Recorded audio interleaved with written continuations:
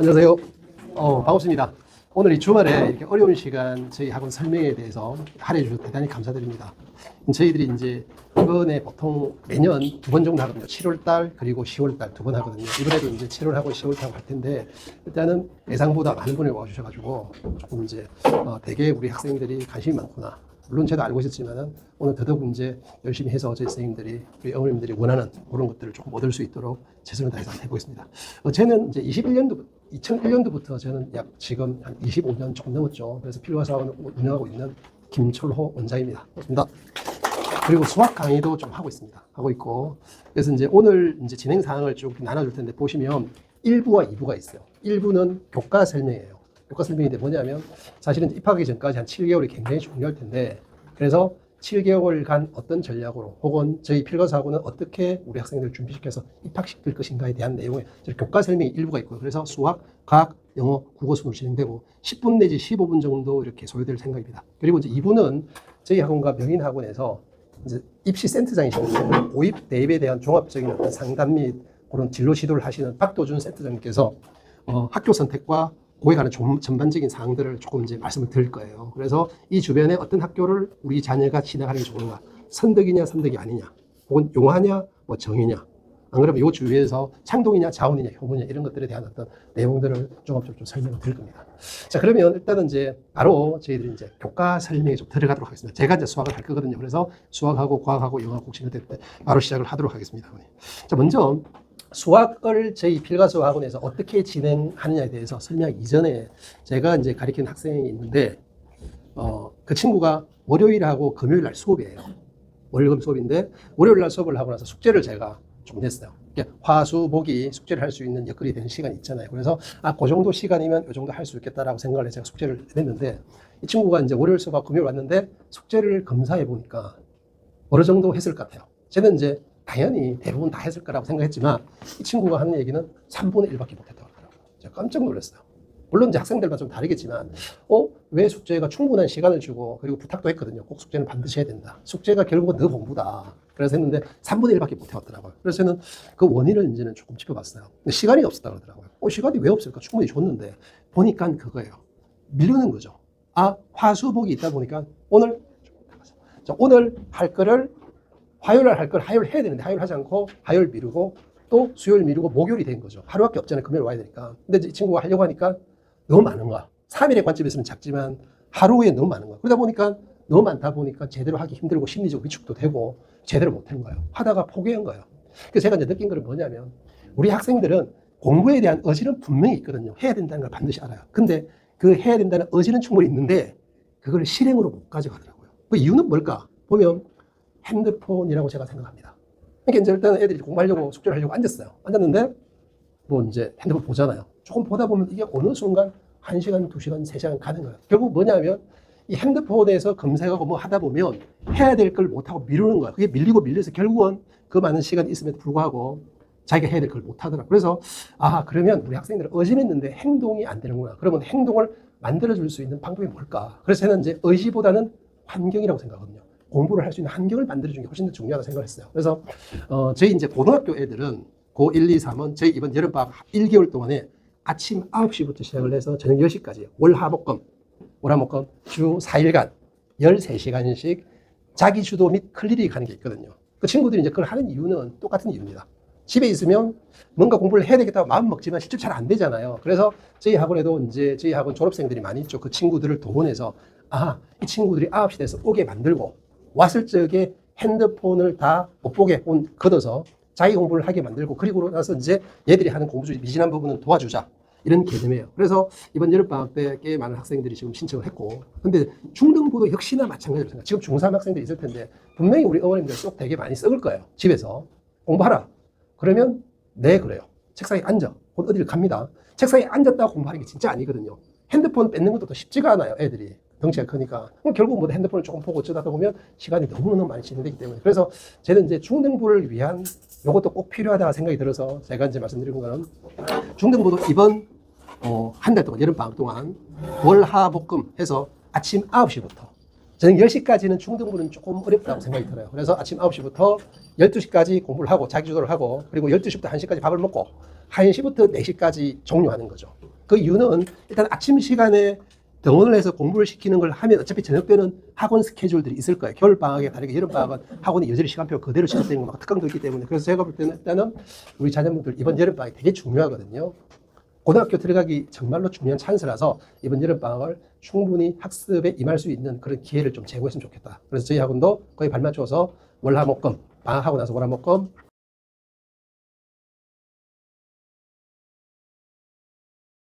쟤는 핵심이 그거라고 생각을 합니다.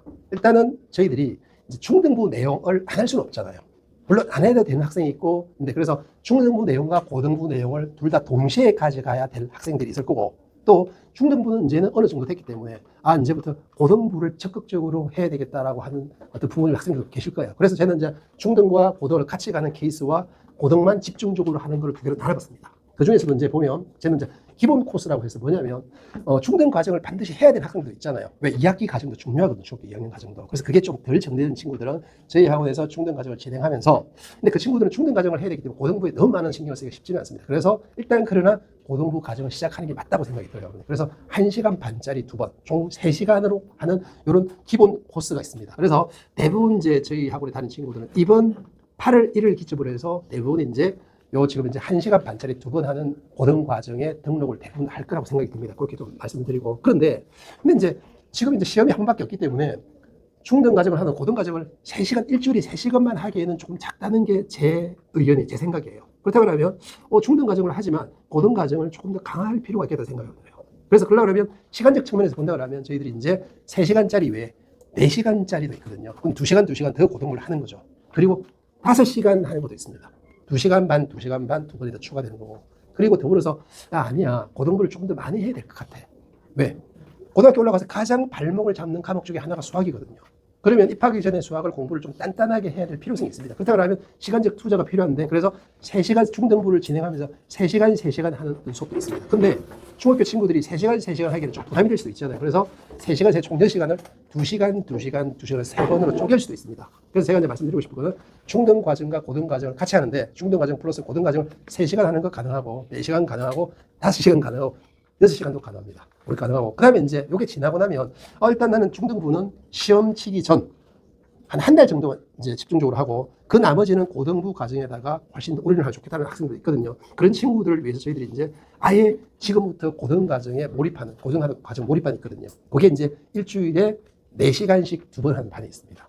월금도 있고, 화목도 되고, 또 다른 요일도 가능합니다.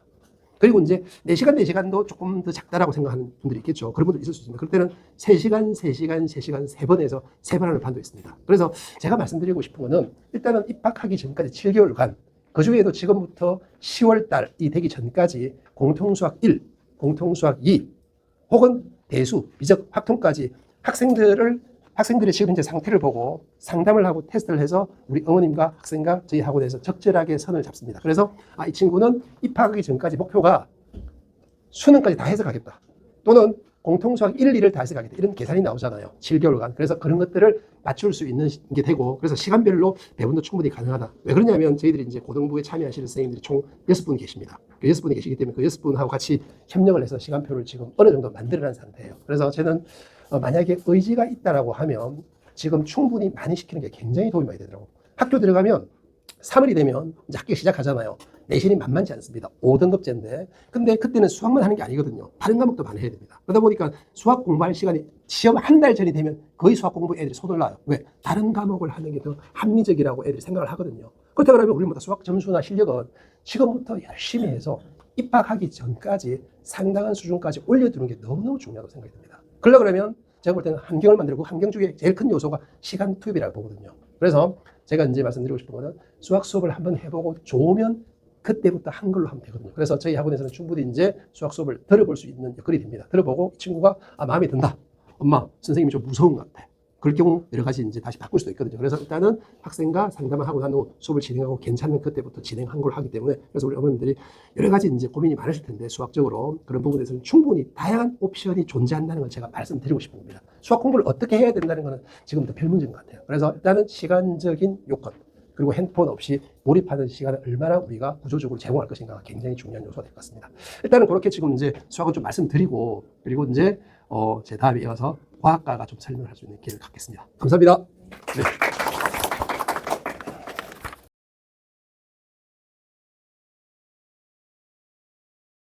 안녕하세요. 저는 고등학교 1학년 통합과학 수업하고 있는 조혜진이라고 하고요. 저희 통합과학이 겨울에 어떤 식으로 진행이 되는지 말씀드리려고 나왔습니다. 자, 일단 통합과학 매우 중요한 과목이고요. 제가 수업을 하면서 학기 중에 아이들에게 가장 많이 듣는 질문이, 듣는 이제 문장이요. 선생님, 이번 주에 수행평가 3개 있어요. 이번 주에 세특 써야 돼요. 이런 문장을 가장 많이 얘기를 해요. 그렇다는 얘기는 시간이 매우 부족하다는 뜻이고요.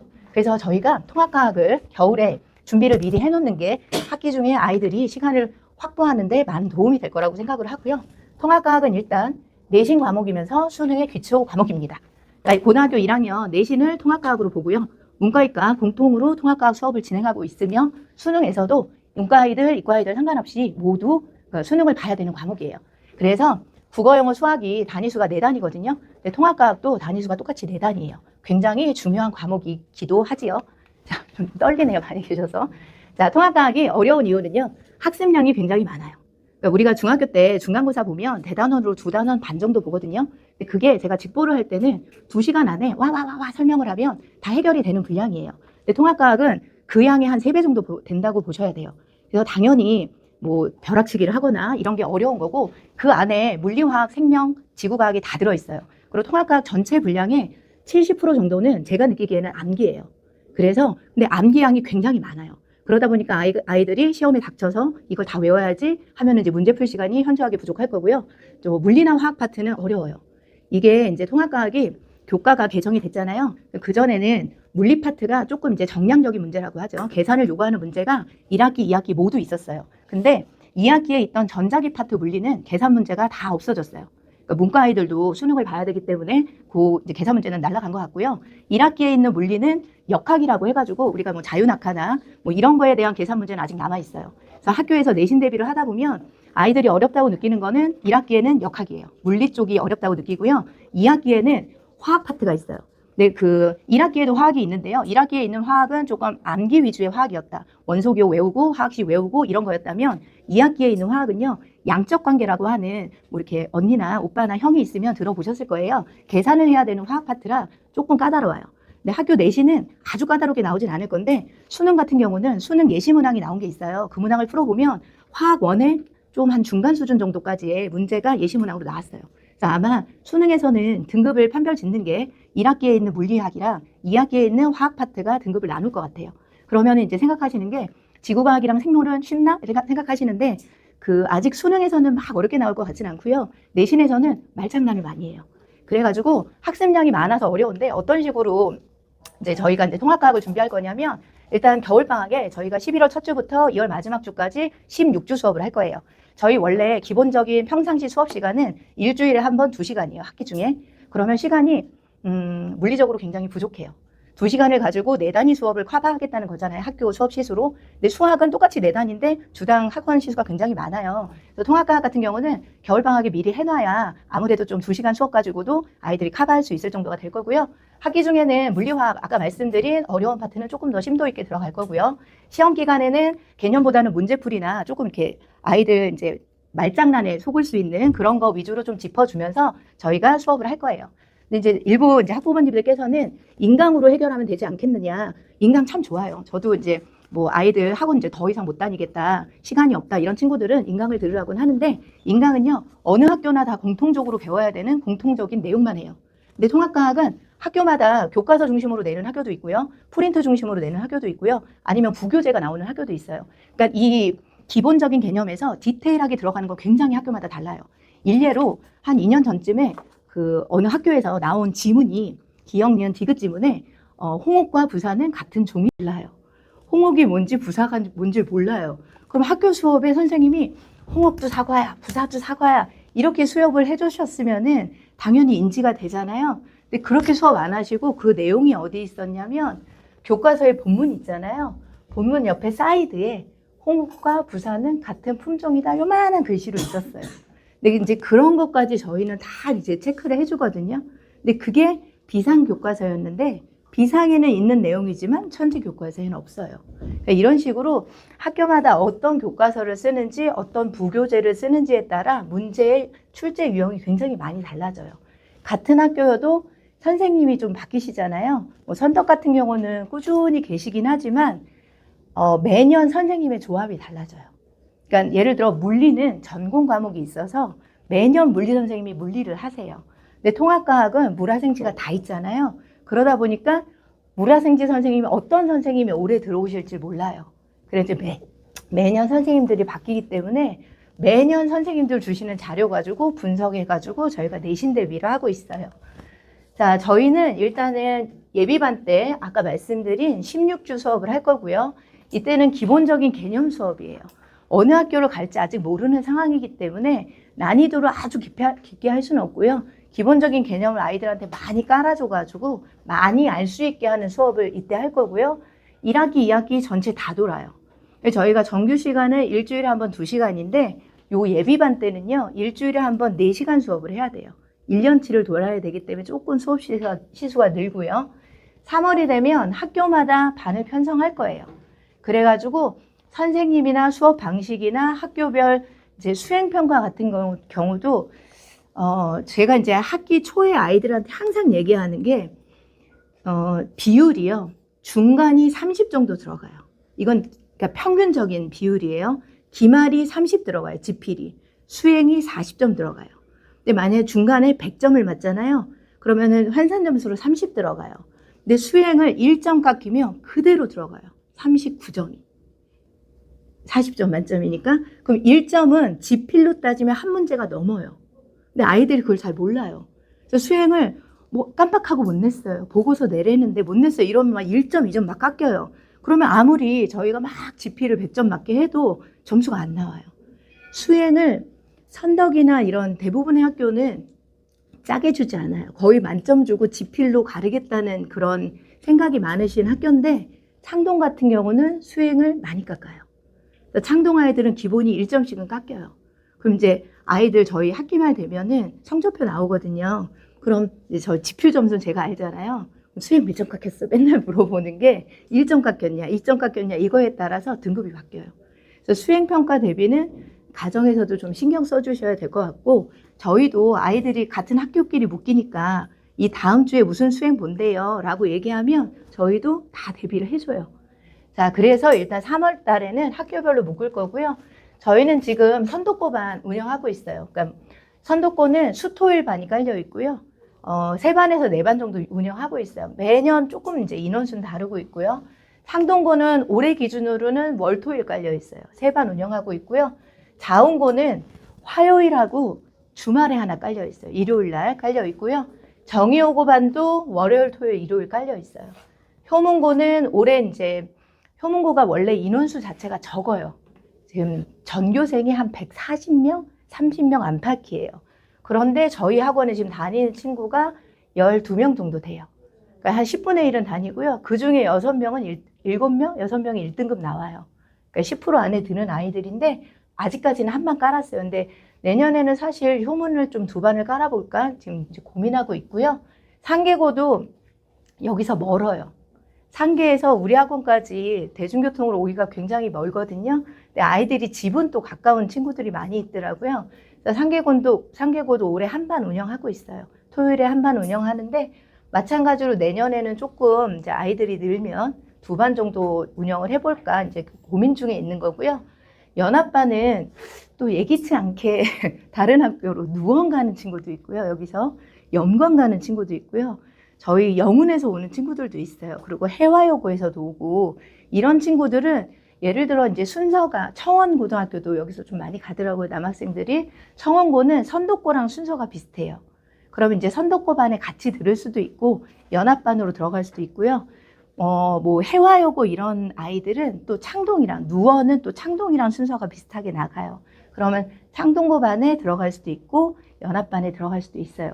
근데 이제 항상 물어보시는 게 과학을 그 수준별로 수업하냐고 물어보시는데 저희는 사실 국어, 영어, 수학 시간표 다 세팅하시고 마지막에 과학 1시간, 그러니까 2시간만 빼면 되잖아요. 일주일에. 마지막에 세팅하는 과목 중에 하나예요. 그러다 보니까 이거를 수준별로 나누면 시간을 못 맞추세요. 그래서 일단 학교별로는 저희가 먼저다라고 생각해서 학교별로 나눠서 운영하고 있어요. 자, 저희가 이제 숫자로 알려드리면 아까 말씀드린 요 모든 학교에서 평균적으로 매년 7명에서 9명 정도는 1등급이 나오고요. 올해 자원 같은 경우는 기말 실적이 되게 좋아요. 10명 넘게 나왔어요, 1등급이. 그래서 이제 일단 아이들이 물론 노력해야죠. 저희가 열심히 물론 해야 되지만 아이들 개개인 노력도 중요하고요. 저희가 또 학교별로 맞춰서 수업을 하다 보니까 내신 대비나 이런 면에서 조금 유리할 수 있어요. 자, 그래서 겨울방학 예비반 아까 말씀드린 대로 11월 달에 저희가 첫 주부터 2월 말까지 16주 수업할 거고요. 통합과학 이제 전체 범위 나갈 거고 물리화학은 일단 문제풀이를 좀 많이 해보자, 좀 집중해보자라는 느낌이긴 한데 아주 깊이는 못 들어가요. 저희가 16주 동안 1년 수업을 나가는 게 사실 템포가 되게 빨라요. 그래서 어쨌든 물리화학은 조금 그래도 신경을 써서 해볼 거고요. 자, 겨울의 개념을 완성을 하면 3월부터는 이제 내신에 집중할 수 있어요. 제가 맨 처음 서두에 말씀드린 아이들이 항상 느끼는 부족한 시간을 겨울방학에 조금 메꿔놓으면 내신 준비할 때 통합과학은 조금 편하게 할 수 있는 그런 과목 중에 하나고요. 자, 일단 저희가 이제 추가로 말씀드리면 과학과에서 나가는 유인물이 2개예요. 하나는 이제 16주 수업 시간표하고 날짜 다 정해져 있어요. 뒤에 이제 스케줄표 다 나갔고요. 날짜하고 저희 이제 중간에 뭐 설날 끼고 이런 거 쉬는 날짜까지 다 세팅해서 드렸고요. 2번째는 요거예요. 이게 이제 제목은 대학별 전공 연계 교과 이수 과목이라고 써 있는데요. 지금 어머님들, 아버님들은 아직까지 이게 와닿지는 않으실 거고요. 이 자료는 올해 고등학교 2학년. 고등학교 2학년 되는 4월, 5월 달에 대학에서 고등학교 2학년에 대한 입시 발표가 나요. 그 발표를 기준으로 이제 이과 가는 아이들 어떤 과목을 택해야 내가 널 뽑아주겠다 이런 거 있잖아요.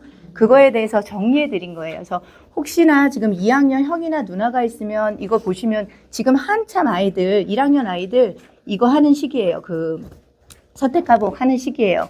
그리고 이제 조금 시간이 길지만 말씀을 드리자면 저를 다시 못 볼 수도 있잖아요. 그래서 이 선택 과목을 만약에 물리를 하시잖아요.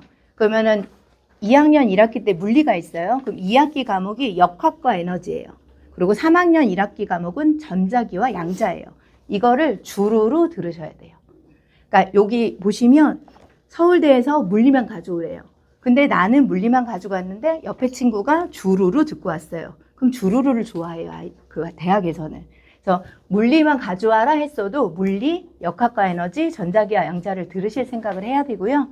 화학도 마찬가지예요. 3가지를 화학이랑 화학과 에너지, 그다음에 그 화학 반응의 3개, 이렇게 3가지가 화학의 세트거든요. 그걸 들으셔야 되는데 나중에라도 이제 다시 여쭤보시면 말씀드리겠지만 지금 이제 일단 뭐 이런 자리를 빌어서 말씀드리면 대학에서 요구하는 거를 제가 이렇게 쭉 훑어보면요. 화학은 무조건 하셔야 될 것 같아요. 이과 가는 친구들은 화학이랑 물리 세트를 하든지 화학이랑 생물 세트를 해야 돼요. 근데 지금 올해 고3까지만 해도 지구과학 인원수가 굉장히 많았어요.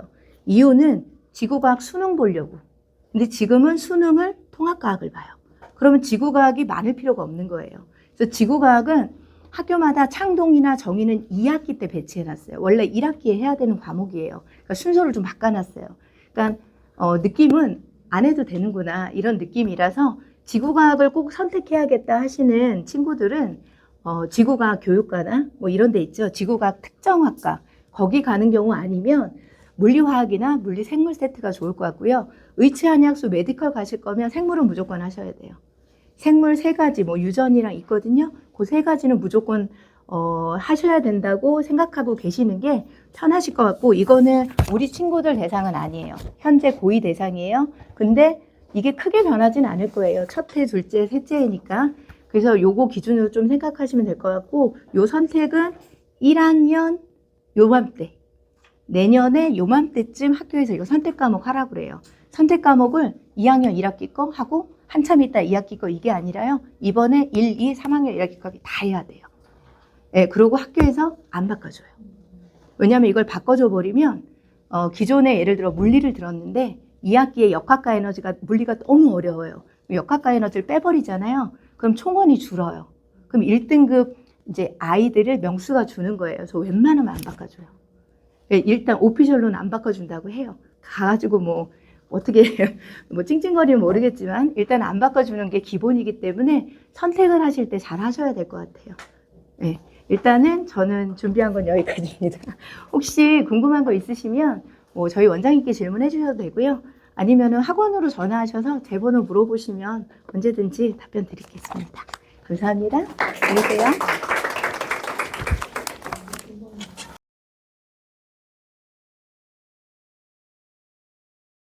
저는 이게 필과사군에서 이 고등부 영어를 맡고 있는 사람입니다. 안녕하세요. 예, 안녕하십니까. 그 아마 이 지금 여기 아버님, 어머님들 이 고등학교 영어가 어떻게 되는지 또 어떻게 준비해야 되는지 아마 그런 부분이 이제 궁금해서 오셨을 것 같은데 저는 오히려 좀 이런 얘기도 먼저 하겠습니다. 이게 여기 계신 이 아버님, 어머님들 가장 큰 고민이고 이 관심사지 않습니까? 이게 우리 아이 영어가 왜 안 되나? 이걸 어떻게 해야 영어가 되나? 이 얘기를 좀 먼저 하겠습니다. 저는 이제 아이들 이제 전교 1등부터 시작해서 그 성적이 최하위까지 이 아이들 이제 처음에 입학할 때 상담을 하거든요. 이렇게 해보면은 제가 오랫동안 이렇게 경험한 걸로 이 공부를 잘하는 아이들, 특히 좀 뛰어나게 공부를 잘하는 아이들은 좀 공통점이 있더라고요. 그게 뭔가 하면은 그 학생 주변에 영어를 잘하는 사람이 있습니다. 그 이제 뭐 부모든 아니면 뭐 이 친척이든 지인이든 영어를 잘하는 사람이 있는데 이런 사람들이 그 학생에게 직접 영어를 가르쳐 주거나 그런 건 아니더라도 영어에 대해서 영어 공부에 대해서 방향을 알려줍니다. 그런 아이들은 처음부터 영어 공부에 대한 어떤 태도라든가 이런 게 좀 다릅니다. 그러면은 그에 맞춰서 이 공부 방식을 선택하고 그렇게 공부를 하겠죠. 그러니까 공부를 하는 어떤 이게 영어 공부에 대한 어떤 태도라든가 이 공부 계획이 좀 다르다는 겁니다. 제가 이 상담을 해보면. 처음에 아들 다 이제 공부를 어떻게 얘가 해왔습니다라고 다 이게 간략하게 다 들어보거든요. 그런데 사실은 주변에 영어를 잘하는 사람들이 많지 않지 않습니까? 드물죠. 제가 말하는 이게 영어를 아주 잘한다는 거는 그냥 학교 선생님이나 학원 선생님 이 정도 수준이 아니고 이 영어를 전공한 대학 교수라든가 아니면은 이 업무에서 영어를 거의 원어민 못지않게 능통하게 쓰는 이런 사람들입니다. 영어에 대해서 특별히 고민을 많이 하고 한 그런 사람들입니다. 그 이제 대부분은 이제 그런 그 주변에 이제 영어 공부에 대해서 이렇게 좀 어드바이스를 해줄 사람이 없으면은 학원에만 의존해서 영어를 공부할 수밖에 없습니다. 학원은 영어를 어떻게 가르칩니까? 지금 아이들이 이제 중학교 3학년 이제 1학기를 마친 거죠. 학원은 시험 위주로 영어를 가르칩니다.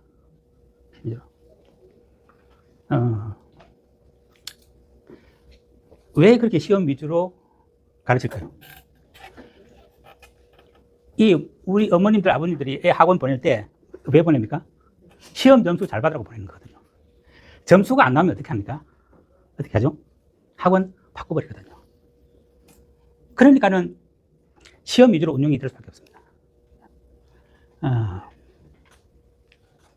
근데 모든 아이들이 그런 건 또 아니거든요.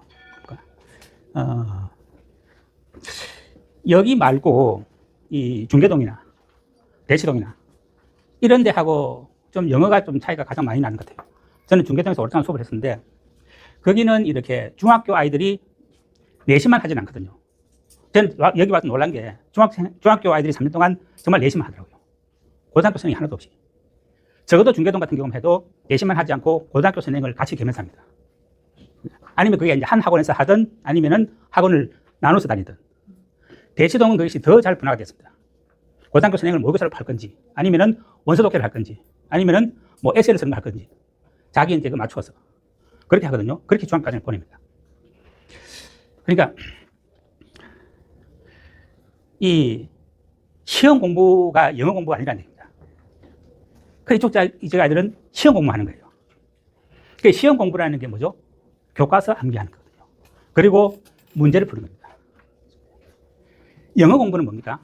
입시 영어는 내신과 수능은 문어 영어입니다. 글을 공부하는 거거든요. 그러니까 글을 체계적으로 읽고 쓰는 이게 영어 공부입니다. 그러니까 이제 등급을 나누고 하는 것들은 이 문제들입니다. 제가 좀 보여드릴게요. 자, 이렇게 제목을 묻는 문제. 그 다음에는 이렇게 순서를 묻는 문제. 이런 것들은 그냥 교재를 공부하면은 맞을 수 있습니다. 이런 게 이제 기본 점수를 깔아주는 점수라는 얘기입니다. 그리고 이 문제들은 이게 창동고, 효문고 이런 데서 이제 최근에 나온 문제들입니다. 자, 그 다음에 중간 난이도 볼까요? 두 개씩 보여드리겠습니다. 이거는 이게 이제 지문인데 지문을 읽어본 경험이 있어야 됩니다. 그러니까 적어도 모의고사 기출 문제를 좀 풀어보거나. 근데 아이들이 굉장히 당황하죠. 영어로 글을 써본 경험이 거의 없거든요. 전무한데.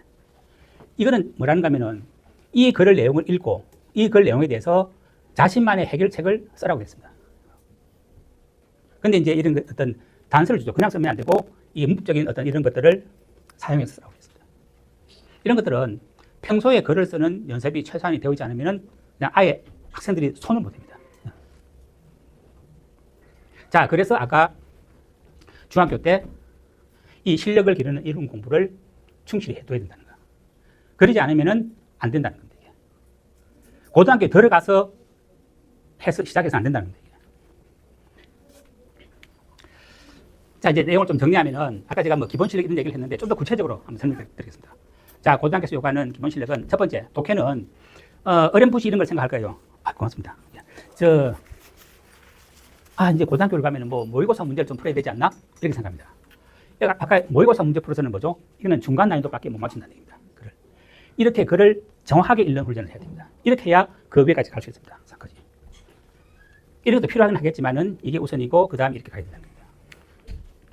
자, 그 다음에는 영어로 글을 쓰는 겁니다. 근데 이런 것들은 이쪽 지역의 학원에서는 거의 하는 걸 본 적이 없습니다. 문법에서 중요한 것들이죠. 부정사라든가 그 다음에는 관계대명사라든가 분사라든가 이런 거를 아이들은 눈으로만 보죠. 이게 눈으로 본다고 쓸 수 있는 게 아니거든요. 이게 손이 기억하도록 그렇게 써야 됩니다. 손이.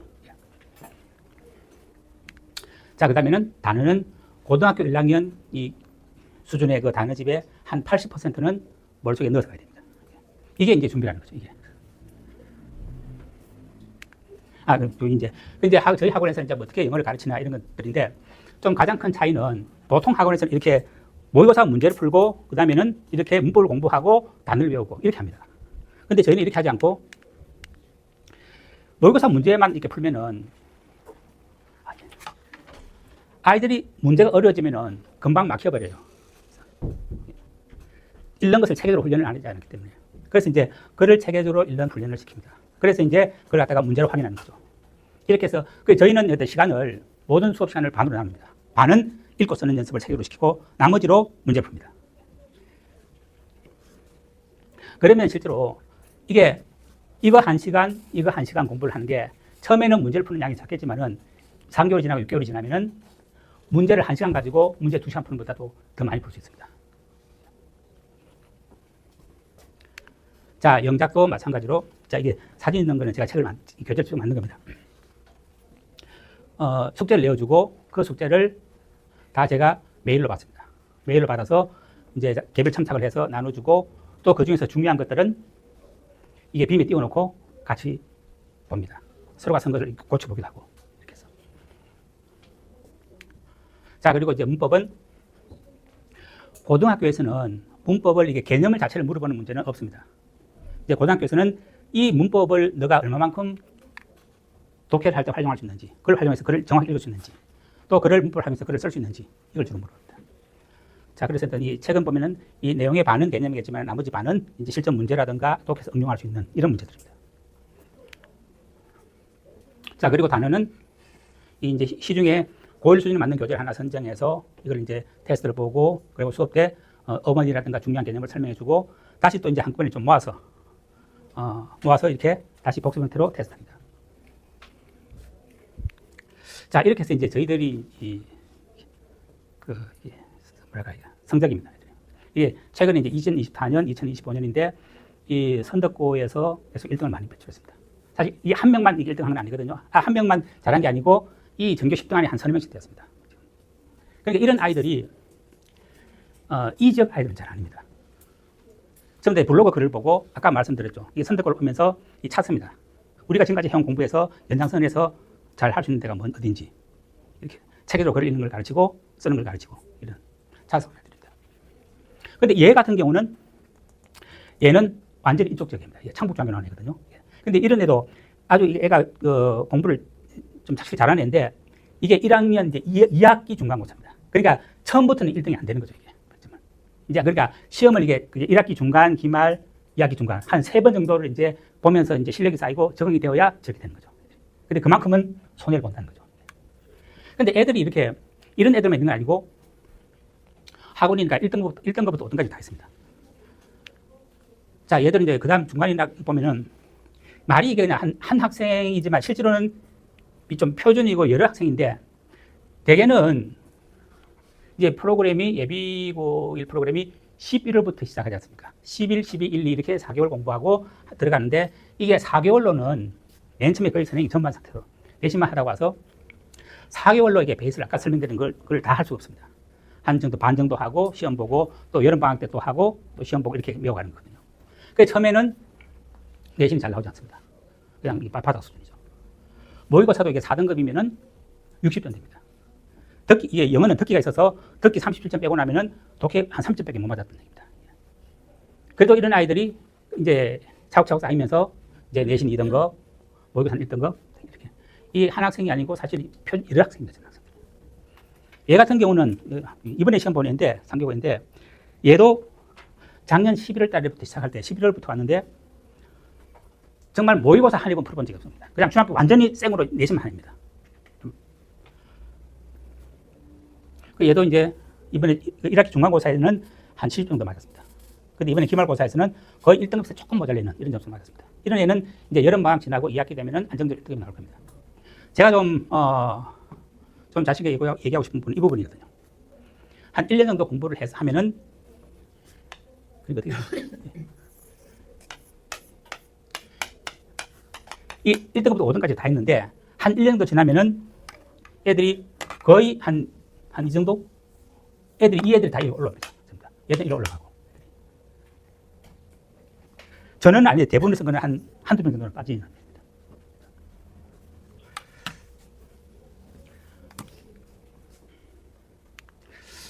자, 내용을 좀 이렇게 정리하면 사실 좀 설명을 너무 이게 짧게 하려니까 잘 안 되더라고요, 보니까. 한 1시간 정도 이렇게 좀 해야 되는데, 하고 나서 좀 질문도 받고 해야 되는데, 15분에 하려니까 너무 좀 그런데, 좀 내용을 정리하면 이 얘기입니다. 고등학교 영어는 입학 후 준비하는 것이 아니라, 입학 전에 준비를 끝내와야 된다는 겁니다. 자, 이제 번호를 이렇게 좀 알려드리겠습니다. 예. 좀 더 이 수업 프로그램에 대해서 관심 있는 분들은 전화를 주시면은 제가 좀 더 상세히 설명을 드리겠습니다. 그리고 이 수업은 여기 지금 빠져 있는데 이게 예비 고일 선행반, 그 미리 시작하는 게 중요하지 않습니까? 수업은 8월 첫 주부터 할 거고 수요일 날, 토요일 날 이렇게 할 거거든요. 수요일은 2시부터 4시, 토요일은 12시에서 2시. 이렇게 지금 잠정적으로 잡아놨는데 이거는 학생 스케줄하고 제 스케줄하고 이제 맞춰서 좀 바뀔 수는 있습니다. 일단 잠정적으로 잡아놓은 겁니다. 그리고 이제 수업 시작일은 8월 5일부터 시작하기로 했습니다. 그렇게 해서 10월 말까지 합니다. 10월 말까지 해서 이 수업은 다른 거는 문제풀이 같은 건 하지 않고 정확하게 그걸 읽는 거 하고 쓰는 거 하고 독해하고 영작만 합니다. 그래서 그걸 일정 수준까지 올리고 그 다음에 10월부터 이제 전체적으로 이제 예비반이 들어가는 겁니다. 자, 제 설명 여기까지입니다.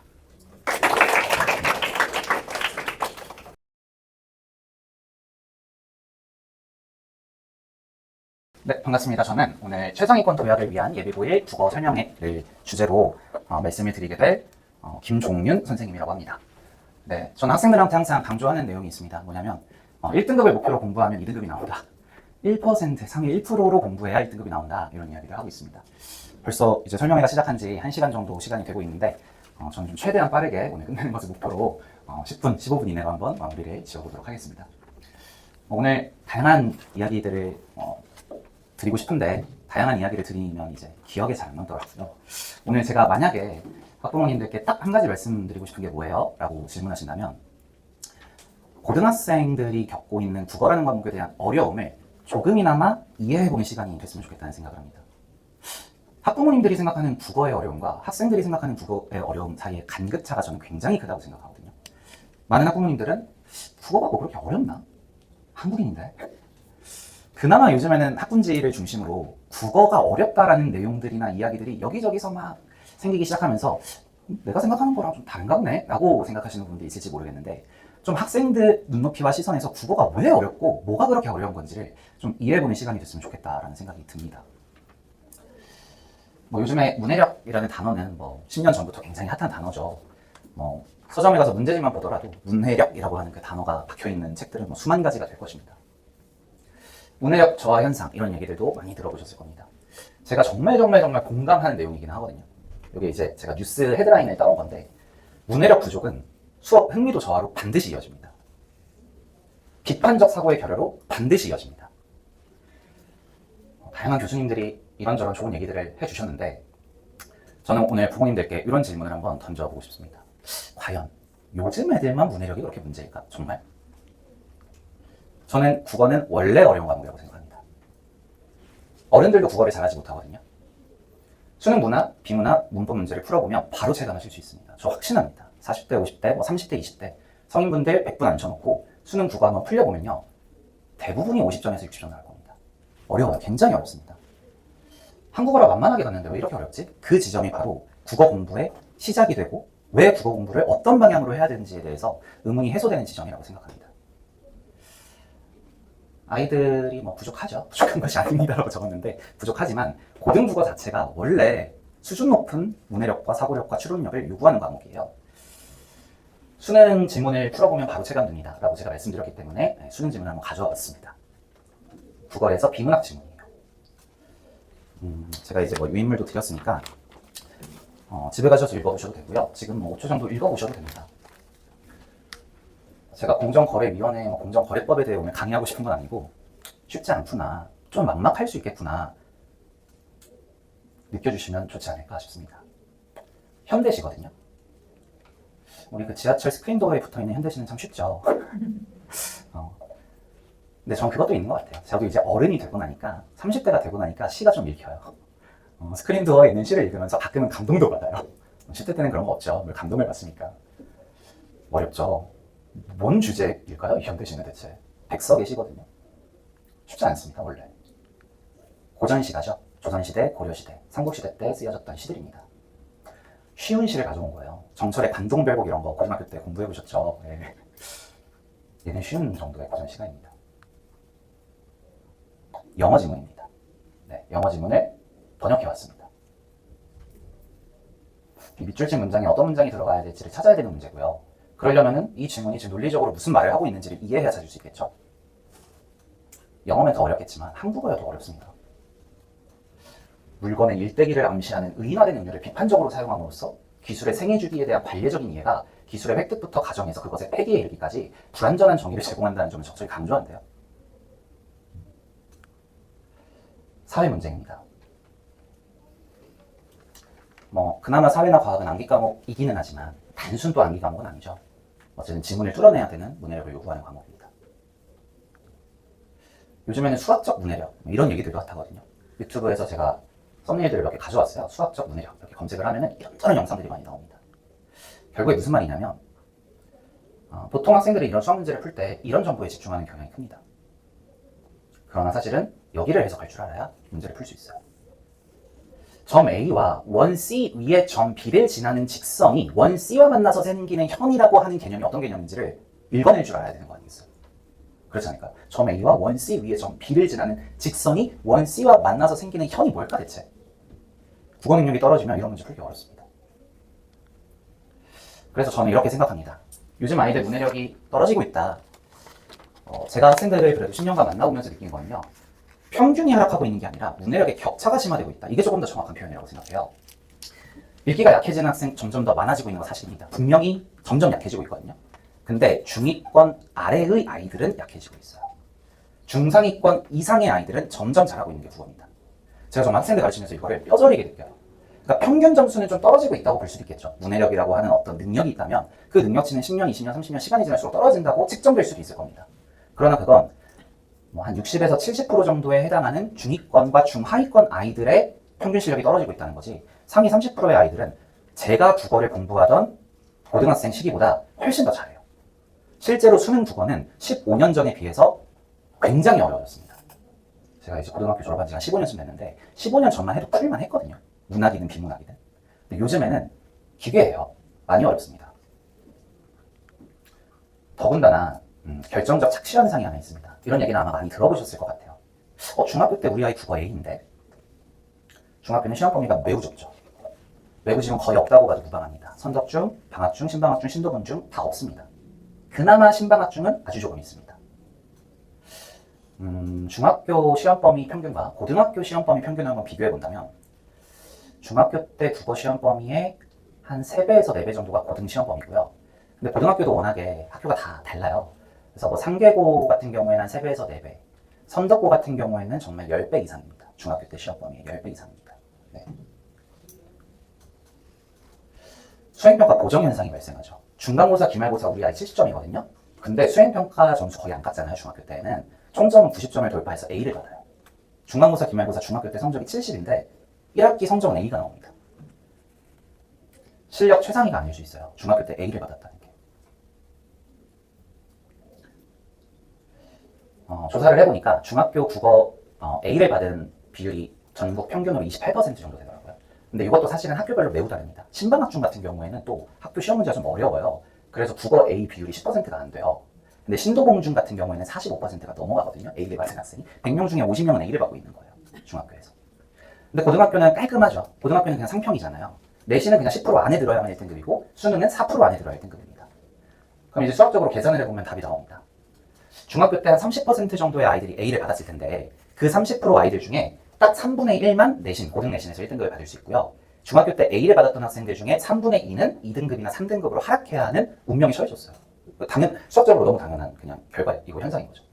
내신은 그나마 낫습니다. 내신은 그래도 A를 받은 애들 중에서 3분의 1은 고등 내신에서 1을 받아요. 근데 수능 같은 경우에는 4%가 1등급 컷이기 때문에 86%가 2등급 밑으로 하락할 수밖에 없는 통계가 발생하게 되는 거죠. 네. 좀 예문을 가져와 봤습니다. 실제 이제 고등학교 비문학에 출제되었던 지문의 한 문장입니다. 하나의 문장을 제가 갖고 왔거든요. 쉽지 않죠. 순자가 생전에 그를 실존적 대상으로 조우하여 그 인성의 양태를 구체적으로 체험할 수 있었더라면 인간 본성의 악을 규정한 그의 이론적 전제는 필연적으로 해체되거나 적어도 근본적으로 제고될 수밖에 없었을 것이다. 쉽게 얘기하면 걔 착한 애다 이런 뜻이에요. 그죠? 네. 수능 국어 점점 어려워지고 있습니다. 표준 점수 변화 혹시 보는 방법 아시나요? 이제 수학이 표점이 125고 국어가 139라는 거는 원점수 기준이 아니라 표준 점수거든요. 표준 점수라는 거는 그 해 시험 난이도를 반영해서 어려운 과목에서 점수를 잘 받은 애들은 점수를 더 주겠어 하는 게 표점입니다. 그래서 원점수는 이제 그런 난이도까지는 측정하기가 어렵잖아요. 근데 이제 매년 표점 변화가 어떻게 됐는지를 살펴보시면 그 해의 킬러 과목이 이 과목이었구나를 좀 알 수 있거든요. 그래서 제가 2015년부터 25년 최근까지의 표점 변화를 가지고 왔는데 국어, 수학이 퐁당퐁당 하잖아요. 근데 이게 2015년 이전까지는 없던 현상입니다. 2015년 이전까지는 무조건 뭐가 제일 어려운 거예요. 수학이 그냥 무조건 어려운 거였어요. 근데 2015년 이후로 퐁당퐁당으로 평가원에서 마치 학생들을 조련해내듯이 국어 하루 어렸으면 다음 연도에는 수학이 어려워지고 이런 현상들이 좀 반복되고 있습니다. 문해력은 앞으로 합격을 좌우하는 핵심 요소가 될 것입니다. 특히 서술형, 논술형 평가가 점점 많아지고 있고요. 수행평가의 비중도 높아지고 있는 추세입니다. 그 고교학점제 이후로 그런 거죠. 이런 모든 영역들을 우리가 하나의 단어로 포괄한다면 그건 결국에 문해력인 것 같아요. 국어라는 과목에 대한 좀 이해를 해주셨으면 좋겠다 하는 말씀입니다. 이런 얘기들 그래도 요즘에는 좀 많이들 아시는 것 같아요. 다행히도. 학생들이 이제 그 입시 커뮤니티에서 막 하소연하는 내용들입니다. 수학, 영어는 1등급, 2등급이 나오는데 국어 4등급 나오는 애들, 이과형 인간이죠. 이런 애들 너무 많습니다. 국어에 대해서 학생들이 맨날 하는 말이 재능이에요, 재능. 언어적 재능이 있거나 어렸을 때부터 텍스트 좀 접할걸. 고3이 돼서 이런 얘기 하는 거죠. 국어는 그냥 재능충 과목인 것 같다. 이런 얘기 정말 많이 합니다, 고등학생들이. 국어만 삼으면 퇴학할 수 있는데 수능 과목 중 국어가 가장 재능빨이다. 저는 요 글을 올린 학생 되게 통찰력이 뛰어나다고 생각하거든요. 무슨 얘기를 했냐면 1, 2년 만에 빠르게 올릴 수 있는 과목이냐? 아니다. 수능 과목 중 가장 오랫동안 공부한 과목이 국어이기 때문에 그렇다. 이런 얘기를 합니다. 전 문해력의 시작은 사실 초등학교 때 시작돼야 된다고 보고 발전은 중학교 때, 그리고 완성은 고등학교 때 이루어진다고 보거든요. 보통 아이들이 중학교 때까지 국어학원에 안 다니는 경우들이 많습니다. 고등학교 돼서 이제 다니기 시작하는데 쉽지 않을 수 있다, 이런 말씀을 좀 드리고 싶습니다. 이런저런 아이들의 하소연이고요. 아이들 사이에서 유명한 짤방이에요. 보통 학생들은 열심히 국어를 풀고 3등급이 나옵니다. 고정 1등급은 딸깍딸깍. 이게 답 아님? 근데 진짜 이래요. 그래서 제가 가르치고 있는 중학교 때부터 쭉 올라온 학생인데 그 학생이 이런 얘기를 하더라고요. 선생님, 국어가 진짜 국밥 과목인 것 같아요. 뭔 말이야? 했더니 공부를 안 해도 그냥 든든하게 점수가 나와요. 맞는 말이에요, 사실은. 근데 그 아이가 진짜 공부를 안 한 건가요? 유치원 때부터 고등학교 때까지의 그 누적된 공부량이 있는 거예요. 다 넘어가겠습니다. 국어에 대해서 아이들이 굉장히 어려워하고 괴로워한다, 이런 얘기입니다. 보통 이제 고등학교 내신에서 난도를 높이는 방법들을 제가 좀 정리해봤습니다. 이런 식으로 내신 난도를 높이거든요. 그럼 처방이 뭐냐? 두 가지입니다. 최소 요거는 좀 해보자. 제가 두 가지 처방을 드립니다. 첫 번째는 문해력 상승의 마지막 기회는 중학교라고 생각합니다. 고등학교 올라가서는 문해력을 상승시킬 수 있을 만한 타이밍이라기보다는 열심히 시험을 준비해서 외울 거 외워서 시험을 빠르고 정확하게 푸는 연습을 해야 되는 단계거든요. 물론 뭐 고등학교 때 문해력 좀 올라간 연도 당연히 있겠지만, 두 번째로 고등 진학점 문법이랑 어휘는 무조건 끝내는 거야. 문학이랑 비문학은 정말 문해력과 관련된 애기 때문에 실력을 올리는데 시간이 다소 걸립니다. 최소 6개월에서 1년 정도 걸리거든요. 근데 문법이랑 어휘만큼은 2달 특강으로 끝내버릴 수가 있어요. 그리고 중학교 때 국어 문법과 고등학교 때 국어 문법은 전혀 다르지 않아요. 동일합니다. 영어도 똑같잖아요. 영어 중학교 때도 투부정사 배우고 고등학교 때도 투부정사 배우죠. 가정법은 맨날 배우고 현재 완료 맨날 배우잖아요. 근데 이제 문제는 열심히 배워도 또 학생들 머리에 얼마나 남았느냐는 또 다른 얘기일 수 있지만 문법이랑 어휘만큼은 1회도 무조건 하셔야 됩니다. 특히 어휘 같은 경우에는요, 고등학교 올라가서 절대 못합니다. 저도 일반고도 가르치고 특목고도 가르치지만 일반고, 특목고 다 고등 내신 준비하느라 진짜 바빠요. 어휘 준비 절대 못합니다. 어휘 문제집 서점 가면 좋은 거 너무 많습니다. 뭐 제 수업 때도 당연히 사용하고는 있지만 제 수업에 꼭 듣지 않더라도 어휘 문제집은 한 달에 하나씩 끝내줘야 돼요. 최소 2달에 하나씩. 좋은 문제집 너무 많거든요.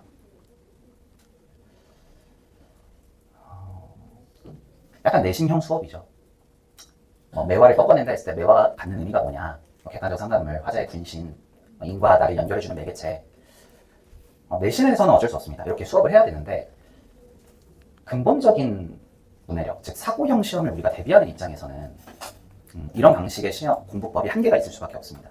그래서 중학교 때까지 국어 공부가 조금 충실하지 않았던 학생을 제가 고등학교 1학년이 돼가지고 만나게 됐을 때 일반고 기준입니다.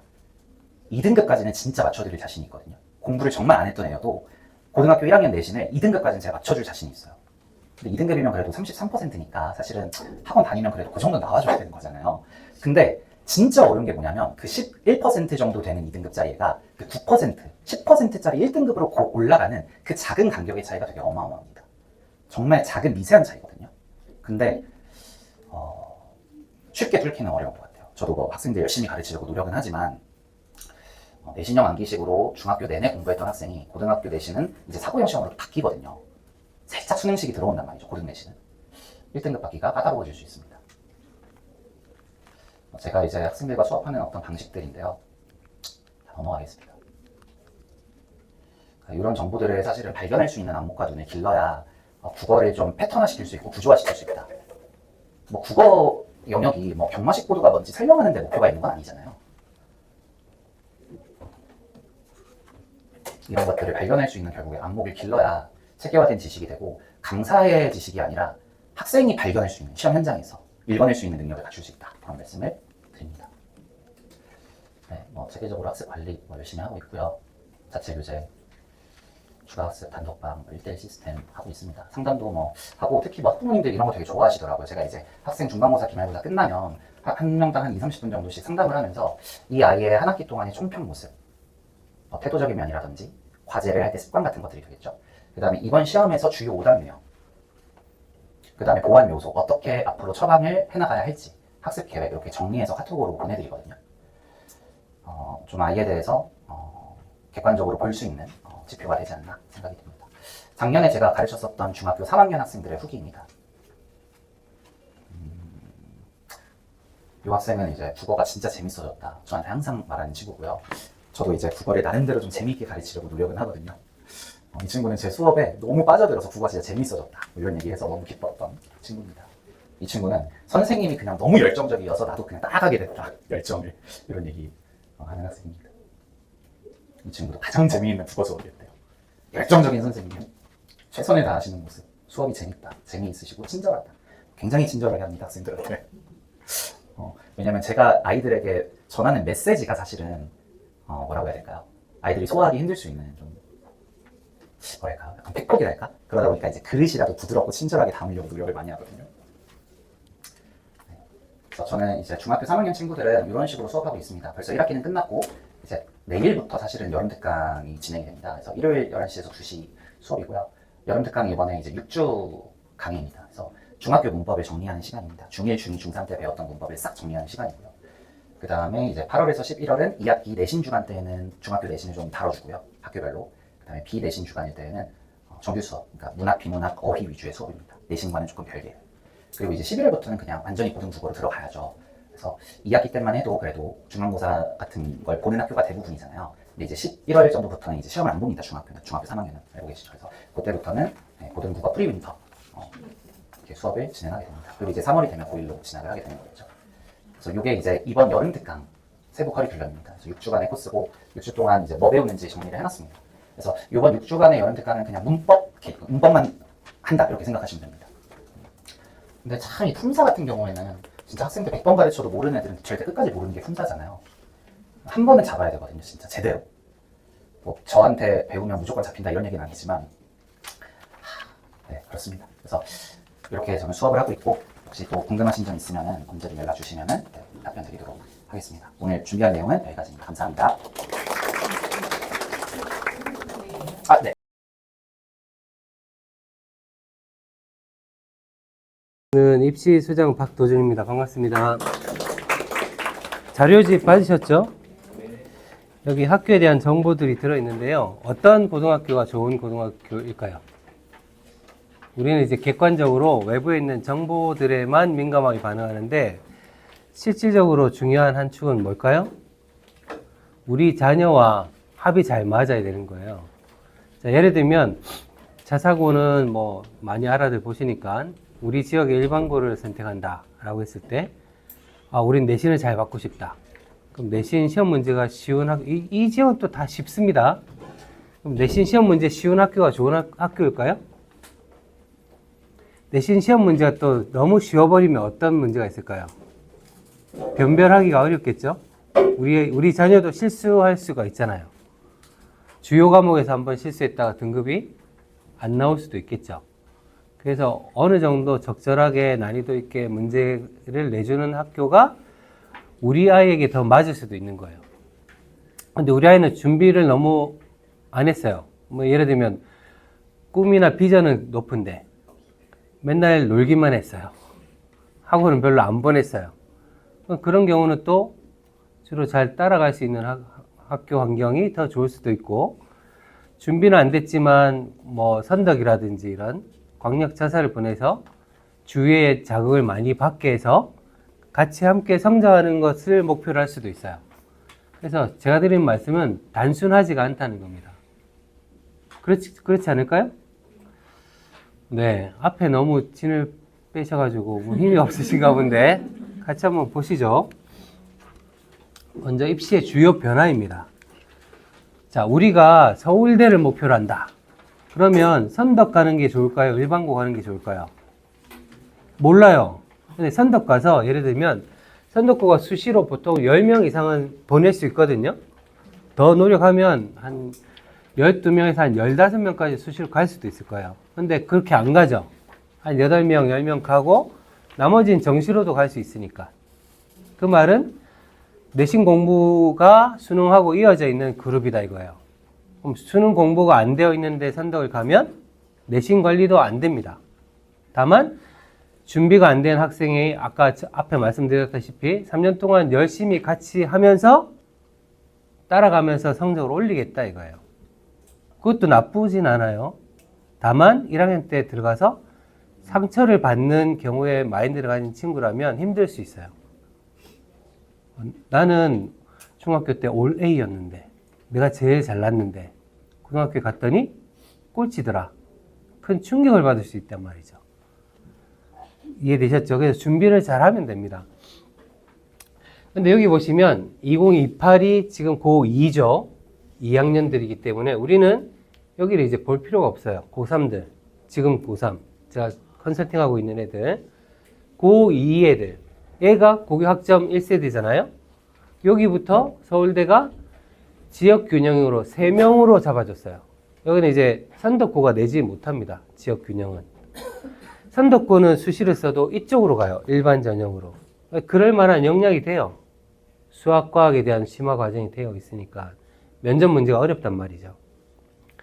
근데 이제 의대 쪽도 생각해 보겠다. 그럼 교과로도 갈 수 있으니까 내신 일반고로 가고 서울대 쪽도 2명에서 3명으로 늘어났으니까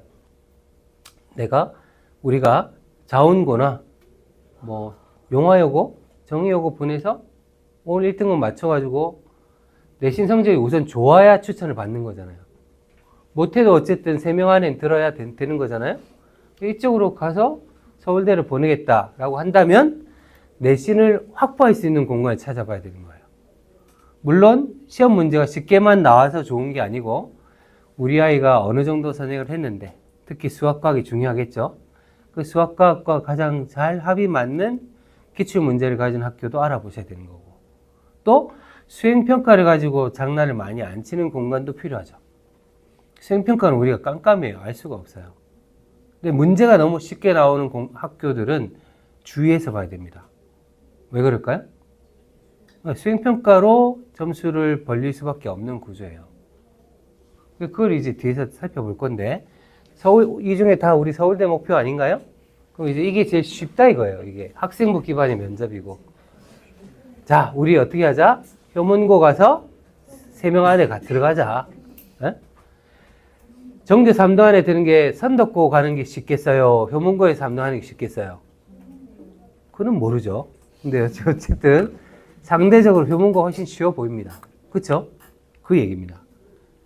그래서 서울대는 학종밖에 없어요. 학생부, 근데 교과 성적은 되는데 또 학생부 관리가 너무 안 좋은 학교 보내면 또 안 좋겠죠? 그럼 연세대부터는 좀 전략이 다른데 연세대는 교과 100인데 서류 20이 붙었어요. 달라진 부분이에요. 근데 여기는 어쨌든 서류 20이 중요한 게 아니고 제 생각에는 먼저 10명 안에 들어가야 됩니다. 여기 있으려면 10명까지 카드를 받아요. 그러면 서류 20이 중요한 게 아니고 우선 10장 안에 들어갈 수 있는 공간을 찾아야 되기 때문에 신일고가 남학교 쉽겠어요? 영문고가 쉽겠어요? 안 물어봐도 알겠죠? 그래서 교과 전형으로, 그러니까 일반고로 가면 교과 트랙을 쓸 수 있는 학교들이 많다는 거죠. 다만 주의할 거는 교과 100에서 서류 20이니까 서류 준비도 조금 붙어야 되는데 전제 조건은 교과 쪽입니다. 이것도. 카드를 받아야 뭘 보죠. 그래서 어느 쪽이 더 교과 관리가 쉬운 공간인가, 어느 쪽에서 더 교과를 안정적으로 확보할 수 있는가의 전략을 일반고 선택에서는 기준으로 삼으셔야 된다 이거죠. 그래서 우리 지역 기출문제는 다 풀어봐야 돼요. 수학도 풀어보고 과학도 풀어보고 그 다음에 과학을 못 푸는 경우, 기출문제 과학을 아직 못 푸는 접근을 가진 친구들도 많이 있을 거예요. 과학 선행이 안 돼 있는 친구들. 과학이 선행 차이가 제일 많이 나요. 수학도 그렇지만. 근데 이제 국어, 영어 문제도 풀어봐야 되는 거죠. 자, 그럼 고대는 어떨까요? 고대. 고대도 괜찮죠? 나쁘지 않죠? 집에서 지하철로 왔다 갔다 할 수 있고. 근데 여기도 12명 안에 들어가야 돼요, 우선은. 서류도 중요한데, 서류 전에 먼저 12명 카드를 받아야 낼 수 있단 말이에요, 여기. 물론, 학종으로 낼 수도 있어요, 이쪽으로. 여기는 근데 뭐 공부를 해야 됩니까?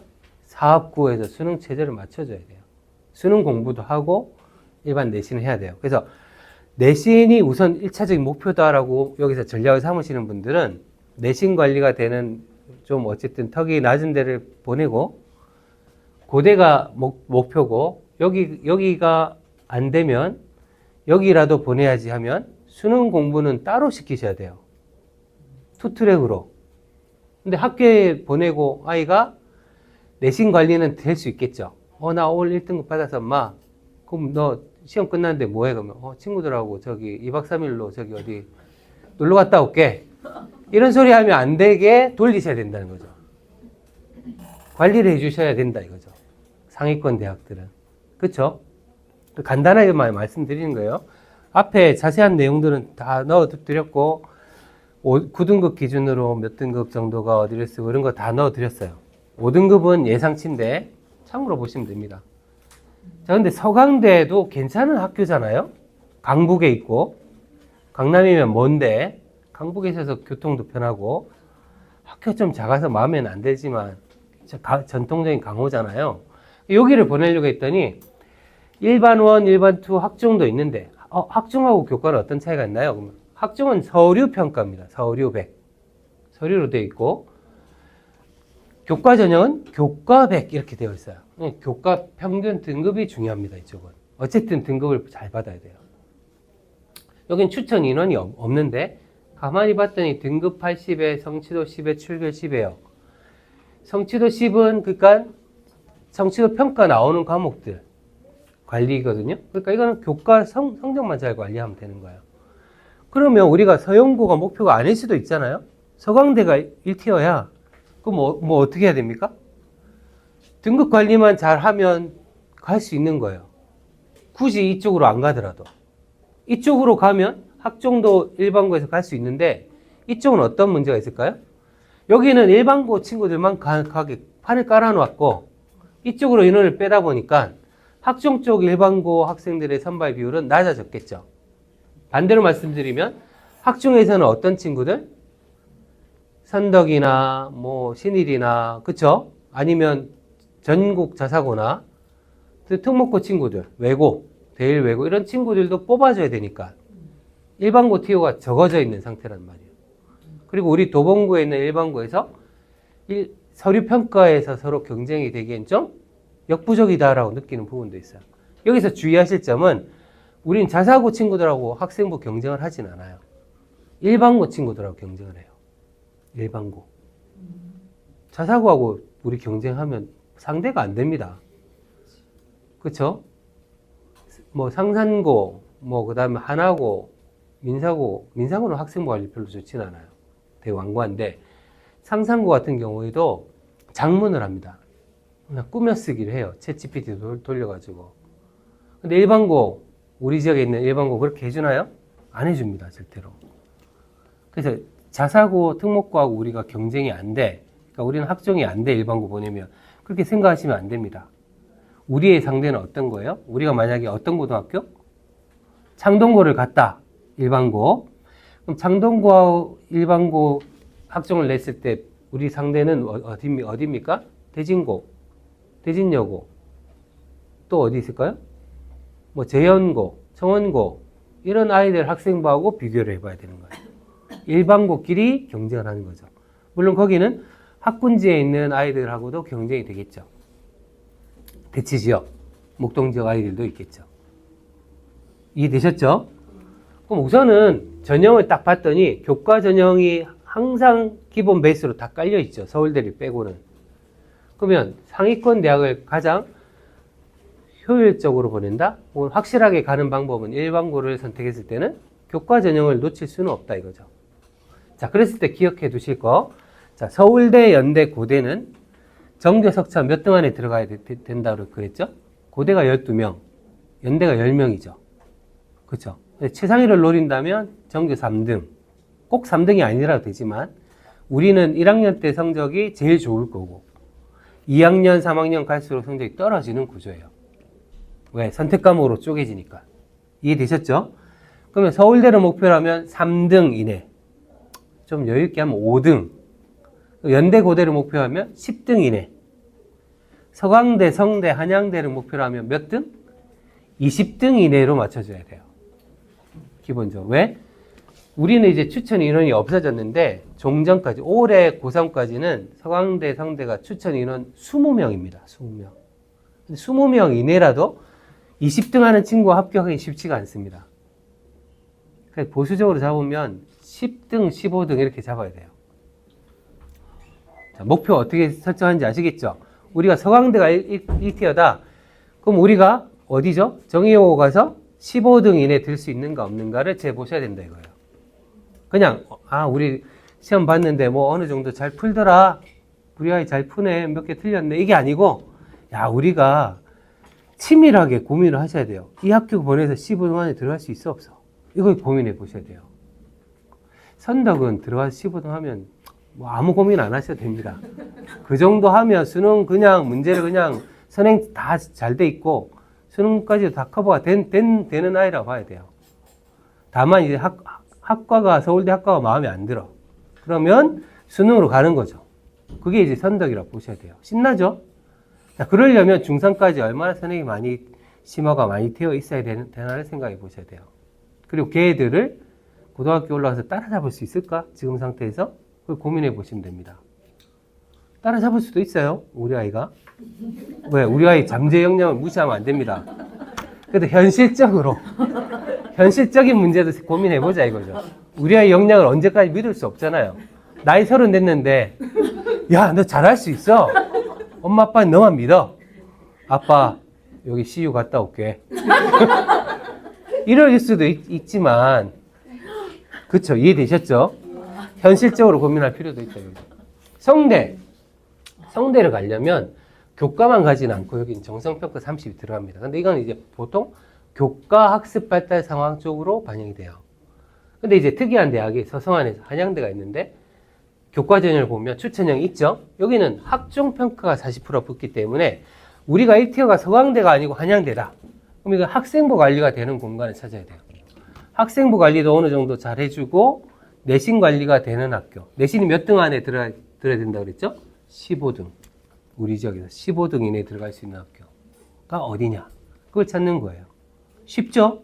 이렇게 명확하게 기준을 제시한 사람은 없습니다. 대충 뭉뚱거려가지고 서울대는 어떻습니다. 몇 명 있고. 이 전형만 읍절이죠. 이 전형 읍절을 봐야 이해가 안 됩니다. 왜요? 고3이 돼도 전형을 이해 못 하시더라고요. 고3 학부모님들도. 그리고 주의하실 게 대략 수능 최저 조건이 있기 때문에 15등 하고 투트랙으로 수능 준비를 따로 시킨다. 이렇게 보셔야 됩니다. 우리 지역 일반고를 선택했을 때. 뭘 준비해야 되나? 3합 7은 맞춰야 돼요. 3합 7. 한양대는 학종평가부터니까 세계 3등급이라서 최저가 낮죠. 그럼 교과 성적이 더 좋아야 되고 교과만 좋은 게 아니고 학생부 관리도 해줘야 돼요. 그럼 학생부 관리에 대해서 다음에 또 기회가 있으면 설명드릴 건데 학생부 관리를 언제 해봤습니까? 안 해봤죠. 그래서 오늘 미션을 드릴 겁니다. 뭐냐?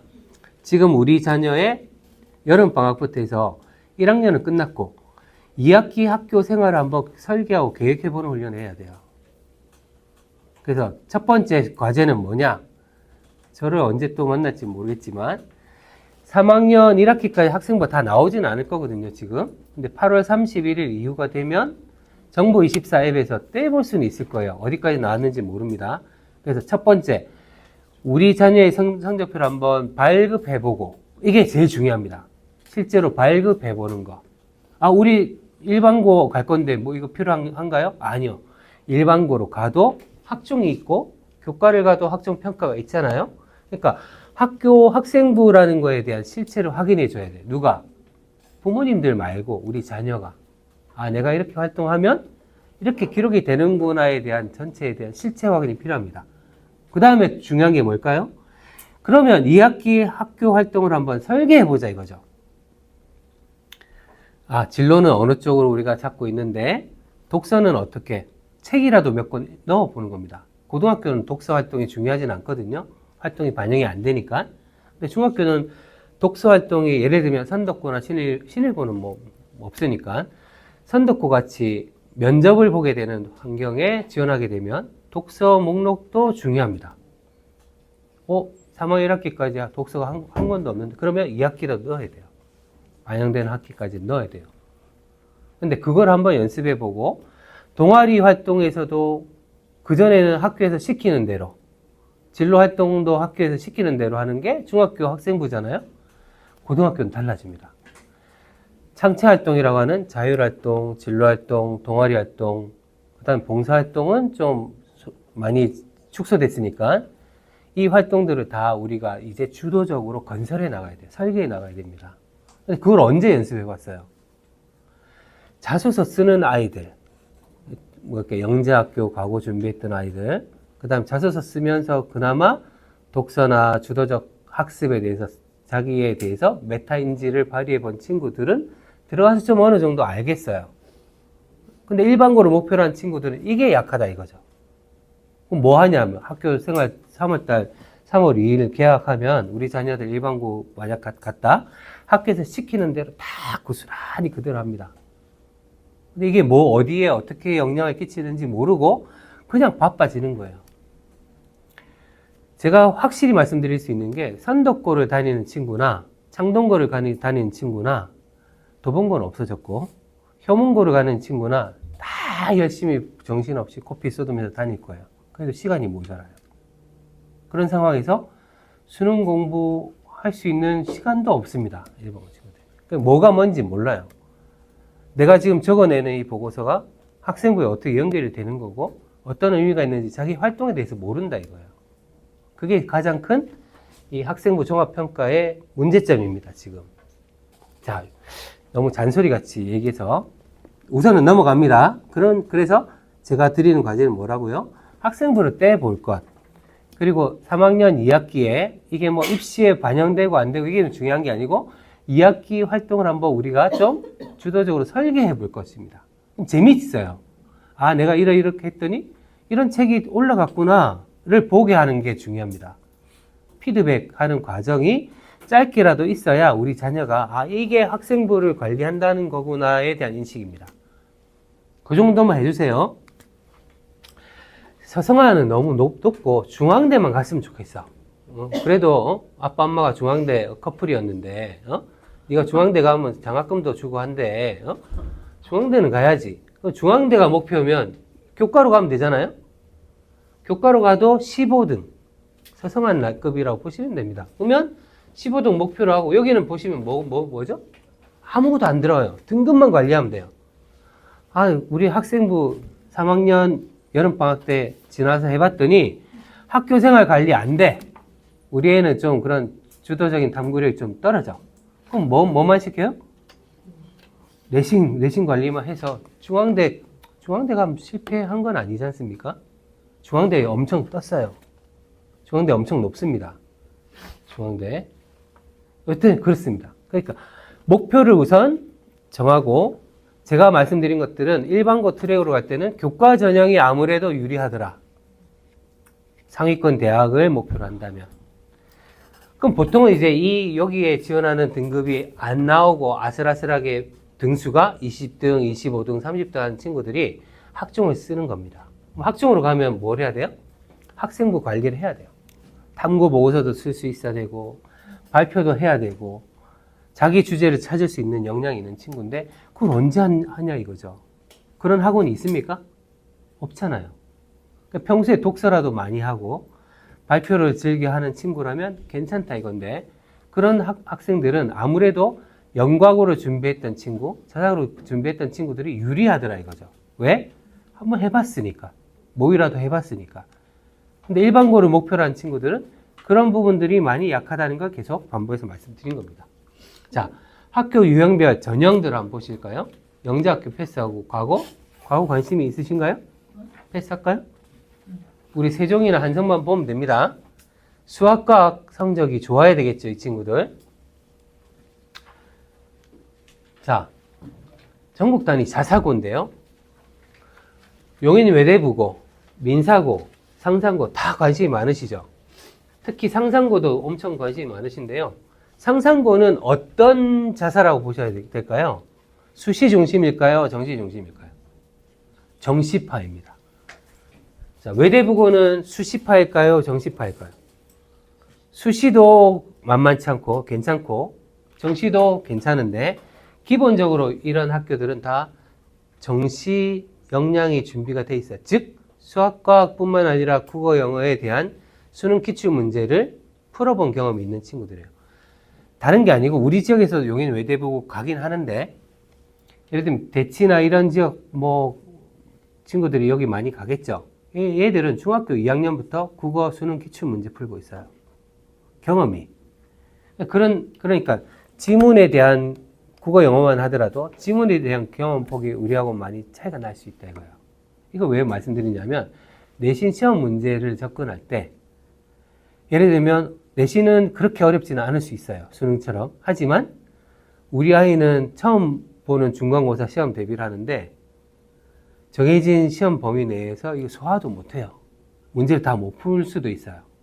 근데 얘들은 그냥 슥슥슥 하고 그냥 문제를 수월하게 푸는 친구들이 많이 있다는 거죠. 그러니까 외대부고는 뒤에서 입결을 보여드릴 건데 수시에 대한 입결도 굉장히 높은 편이지만 기본적인 베이스는 정시파다 이렇게 보셔야 돼요. 민사고가 수시파입니다. 민사고는 인원수도 적고 뭐 국내파, 국제파 또 나뉘어져 있죠. 상상고는 아까 말씀드렸죠. 뭐 중심이라고요? 정시 중심입니다. 정시. 나머지 포철고, 인천하늘고 수시로 많이 못 보냅니다. 그래서 정시 준비한다라고 보셔야 돼요. 북일고, 김천고 다 정시 공부하는 학교 환경입니다. 제철고 마찬가지고 물론 수시로 입결들은 있지만 그다지 많지는 않아요. 하나고는 수시파일까요? 정시파일까요? 하나고는 수시 중심입니다. 그래서 이런 것들은 우선은 목표를 좀 좁히고 광역자사고 좀 친숙해졌죠. 광역자사고에서 가장 관심이 많은 학교는 아무래도 선덕고입니다. 남학생들은. 우선은 정원이 많아요. 1.3인데 작년은 경쟁률이 약간 떨어졌어요. 작년엔 신일고가 경쟁률이 올라갔죠. 자소 준비도 안 해도 되고 하니까 신일고가 올라갔는데 신일고가 제 느낌으로는 그래도 학생부 관리의 어떤 좀 흐름을 좀 찾고 있는 것 같아요. 한 6명 정도는 서울대는 보낼 수 있어요. 4명에서 6명. 왜? 신일고 입장에서는 선덕고 카피하면 됩니다. 입시 결과 다 보이고 있으니까. 그래서 많이 쫓아가고 있어요. 신일고가. 그럼 선덕 신일은 뭐라고 보셔야 되냐면 여기를 우리는 수시로 서울대 보내려고 선덕 신일 보낼 거야 라고 생각하시면 안 됩니다. 제가 볼 때는. 여기는 정시파예요. 정시파. 수능 문제 잘 푸는 베이스가 있어야 특히 2학년부터는 성적이 쫙 벌어질 수 있어요. 수학, 과학뿐만 아니라 국어, 영어에서. 아까 말씀드렸던 똑같은 논리로. 수능 공부, 이게 선행이 많이 되어 있는 친구들이 가면 좋습니다. 이런 데는. 경희고도 수시 실적이 좋아요. 인원수가 적거든요, 여기는. 여기도 많으면 5명, 대여섯 명 정도는 서울대를 보낼 수 있어요. 경희고. 근데 여기 잘 거래하시더라고요. 이 보세요. 0.85. 미달이죠, 작년에. 여학생들이 자사고 갈 데가 없잖아요. 그래서 관심 갖는 데가 이화여고인데, 이화여고는 무슨 파일까요? 광역자산 정시파입니다. 정시. 가서 수시로 뭐 하고 학생부를 어떻게 이게 아니고 정시 중심이라고 보셔야 돼요. 이 바닥 자체가 정시 중심입니다. 수시로 결과가 안 좋다 이건 아니에요. 하지만 베이스가 정시가 마련되어 있지 않으면 내신에서도 굉장히 어려움을 겪을 것이다 이렇게 보여집니다. 또 어디 있을까요? 예를 들면 뭐 우리 휘문고 남학생 보내면 붙습니다. 0.62 가면 내신 못 따겠죠? 내신 못 답니다. 내신 또 세화고 이런 데 보낼 건 아니고 그렇습니다. 그래서 광역자산은 핵심은 수능파다 이렇게 보셔야 됩니다. 외고도 관심이 많죠. 주의하실 점이 대일 외고는 아이들 제가 자세히 관찰 옆에서 많이 했는데 애들은 수학을 잘해요. 수학 선행이 엄청 많이 되어 있는 친구들이에요. 수학이 약한데 외고 중에 그래도 서울 외고보다는 대일 외고 교복이 이쁘잖아요. 그래서 이쪽 보냈다가는 내신 못 답니다. 대일 외고는 어렵습니다. 수시 결과는 좋은데 20명 정도는 보내잖아요. 서울 외고는 거기에 비하면 좀 초라해 보이죠. 그래도 여기도 적게 보내면 4명에서 6명, 많이 보내면 7명 정도는 보낼 수 있거든요. 그래서 수학 선행이 잘 안 돼 있는데 외고를 보낸다, 여학생. 그럼 서울 외고를 보내는 게 저는 1추천입니다. 굳이 무리해서 대일 외고 보내실 필요 없어요. 또 다른 외고, 뭐, 이화 외고 인원수가 제일 적거든요. 여기 나름 타이트하게 잘 학생부 관리나 이런 건 잘 잡아주는 편이에요. 근데 우리 지역에서는 대일 아니면 서울 외고죠. 준비가 많이 되어 있으면 대일 외고 보내시고 아니면 서울 외고 괜찮습니다. 일반고 인문계 보내는 것보다는 나을 수 있고, 다만 여기서 변화되는 지점이 수능 범위가 줄어든 거 아시죠? 모르시나요? 이것까지 설명드려야 되나요? 수능 범위가 지금 고3까지는 어떻습니까? 선택 과목인데 고2부터는 전체가 통합되었잖아요. 공통 수능으로 가죠. 그 수학 범위가 어떻게 됩니까? 대수, 미적분 1, 확통으로 끝. 미적분 2는 안 들어가죠. 수능 범위가. 국어, 영어는 큰 차이는 없고, 과학도 줄어들었잖아요. 그전에는 화원, 생원 이렇게 선택 과목 있고, 화원, 사문 이렇게 정해야 되는데, 지금은 통합사회, 통합과학으로 1학년 범위 내로 줄어들었어요. 물론 난이도는 개발하기에 따라 달리 어렵게 낼 수는 있어요. 이 말씀 왜 드리냐면, 수능 범위가 줄어들었잖아요. 그러다 보니까 고교학점제 1세대인 2학년부터는 어떤 흐름이 생겼냐면 내가 굳이 어려운 과목 들어서 대학 갈 거 뭐 있어. 그래서 인문계 친구들의 수가 과목 선택자 수가 좀 많아졌다는 거예요. 이거 굉장히 중요한 정보입니다. 창동고가 무슨 학교죠? 남녀공학학교죠. 또 금방 말씀하신 것처럼 과중학교입니다. 과중. 과학 중점에 300명 정도예요. 290명, 300명 되죠. 그럼 300명에서 자, 과탐을 2학년 때 선택한 아이들 수가 300명 기준으로 몇 퍼센트 정도 될 것 같습니까? 예를 들면 화학, 생명 선택한 친구. 절반이면 150명이에요. 150명 이상 될까요? 안 될까요? 과중인데? 과중에 있는 학교인데? 놀랍게도 안 됩니다. 그럼 자, 과중인 창동이 화학이나 생명 정도 하면 150명 아래라는 거예요. 절반 아래라는 거예요. 절반 아래. 물론 그렇다고 해서 과목 선택이라는 것은 여러 과목을 하다 보니까 자연계 인원수가 150명 이하다 이렇게 볼 수는 없을 것 같은데 어쨌든 과목 수를 보면 절반 약간 못 미치고 나머지는 다 어느 쪽이라는 거예요. 그러면 인문 쪽이라는 거예요. 인문 쪽. 그럼 우리 창동고가 그러면 나머지 일반고들은 어떠할까요? 더 심하겠죠. 여학교들은 어떨까요? 더 심하겠죠. 자, 그러면 예를 들면 자, 우리는 수학과학에 관심이 있어. 그러면 내신을 잘 관리해서 우선 교과 전형도 있으니까 정의여고를 가보겠어. 어떤 전략 같습니까? 좋은 전략일까요? 자, 여기서 이제 고교 선택의 묘미인데요. 일반적으로 볼 땐 별로 안 좋아 보입니다. 전통적으로 정의여고는 인문이 더 강했잖아요. 여학교. 그러면 자연계가 더 강한 과중에 있는 용화여고가 더 좋을 수 있어요. 선택이. 왜? 우선 과학 과목자 수가 많으니까 안정적인 등급을 받을 수 있는 가능성이 높아요. 근데 우리 지역의 일반고들의 시험이 그렇게 어렵지는 않단 말이에요. 내신이 수능처럼 어렵지는 않아요. 그렇기 때문에 역턴을 해서 나는 목표의식을 가지고 정의여고에서 전교 3등 이내에 들어갈 거야 하는 것도 나쁜 전략은 아닙니다. 제가 볼 때는. 왜? 안 들어간다는 거예요. 센 애들이 회피한다는 거예요. 그래서 굉장히 복잡하죠. 생각보다 우리가 생각하는 단순한 판단보다 훨씬 더 디테일하게 치밀하게 계산해야 된다는 거예요. 처음 들어보셨죠? 이런 얘기? 저도 처음 하는 얘기입니다. 농담입니다. 농담. 중요합니다. 이 포인트가 중요해요. 그래서 핵심은 어떤 학교가 시험 문제가 뭐 쉽다더라, 어떤 학교가 서울대를 많이 보낸다 하더라, 이건 다 듣고 외부 정보들이잖아요.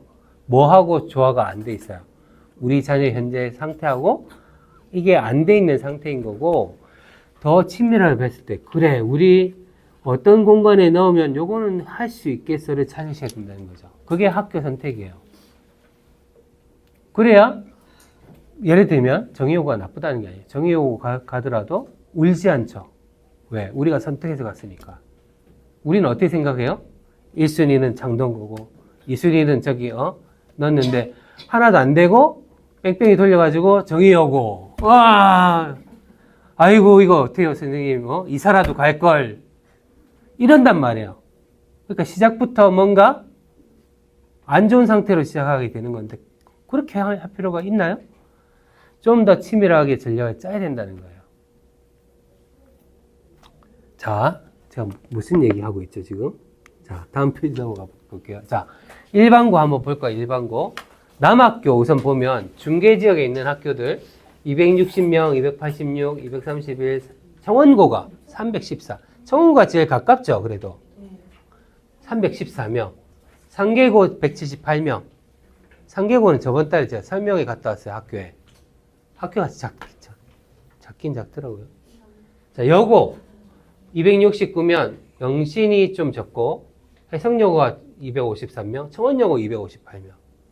해성, 청원여고가 인원이 많습니다. 용화여고도 245명, 나쁘지 않죠. 이게 중계 쪽이고.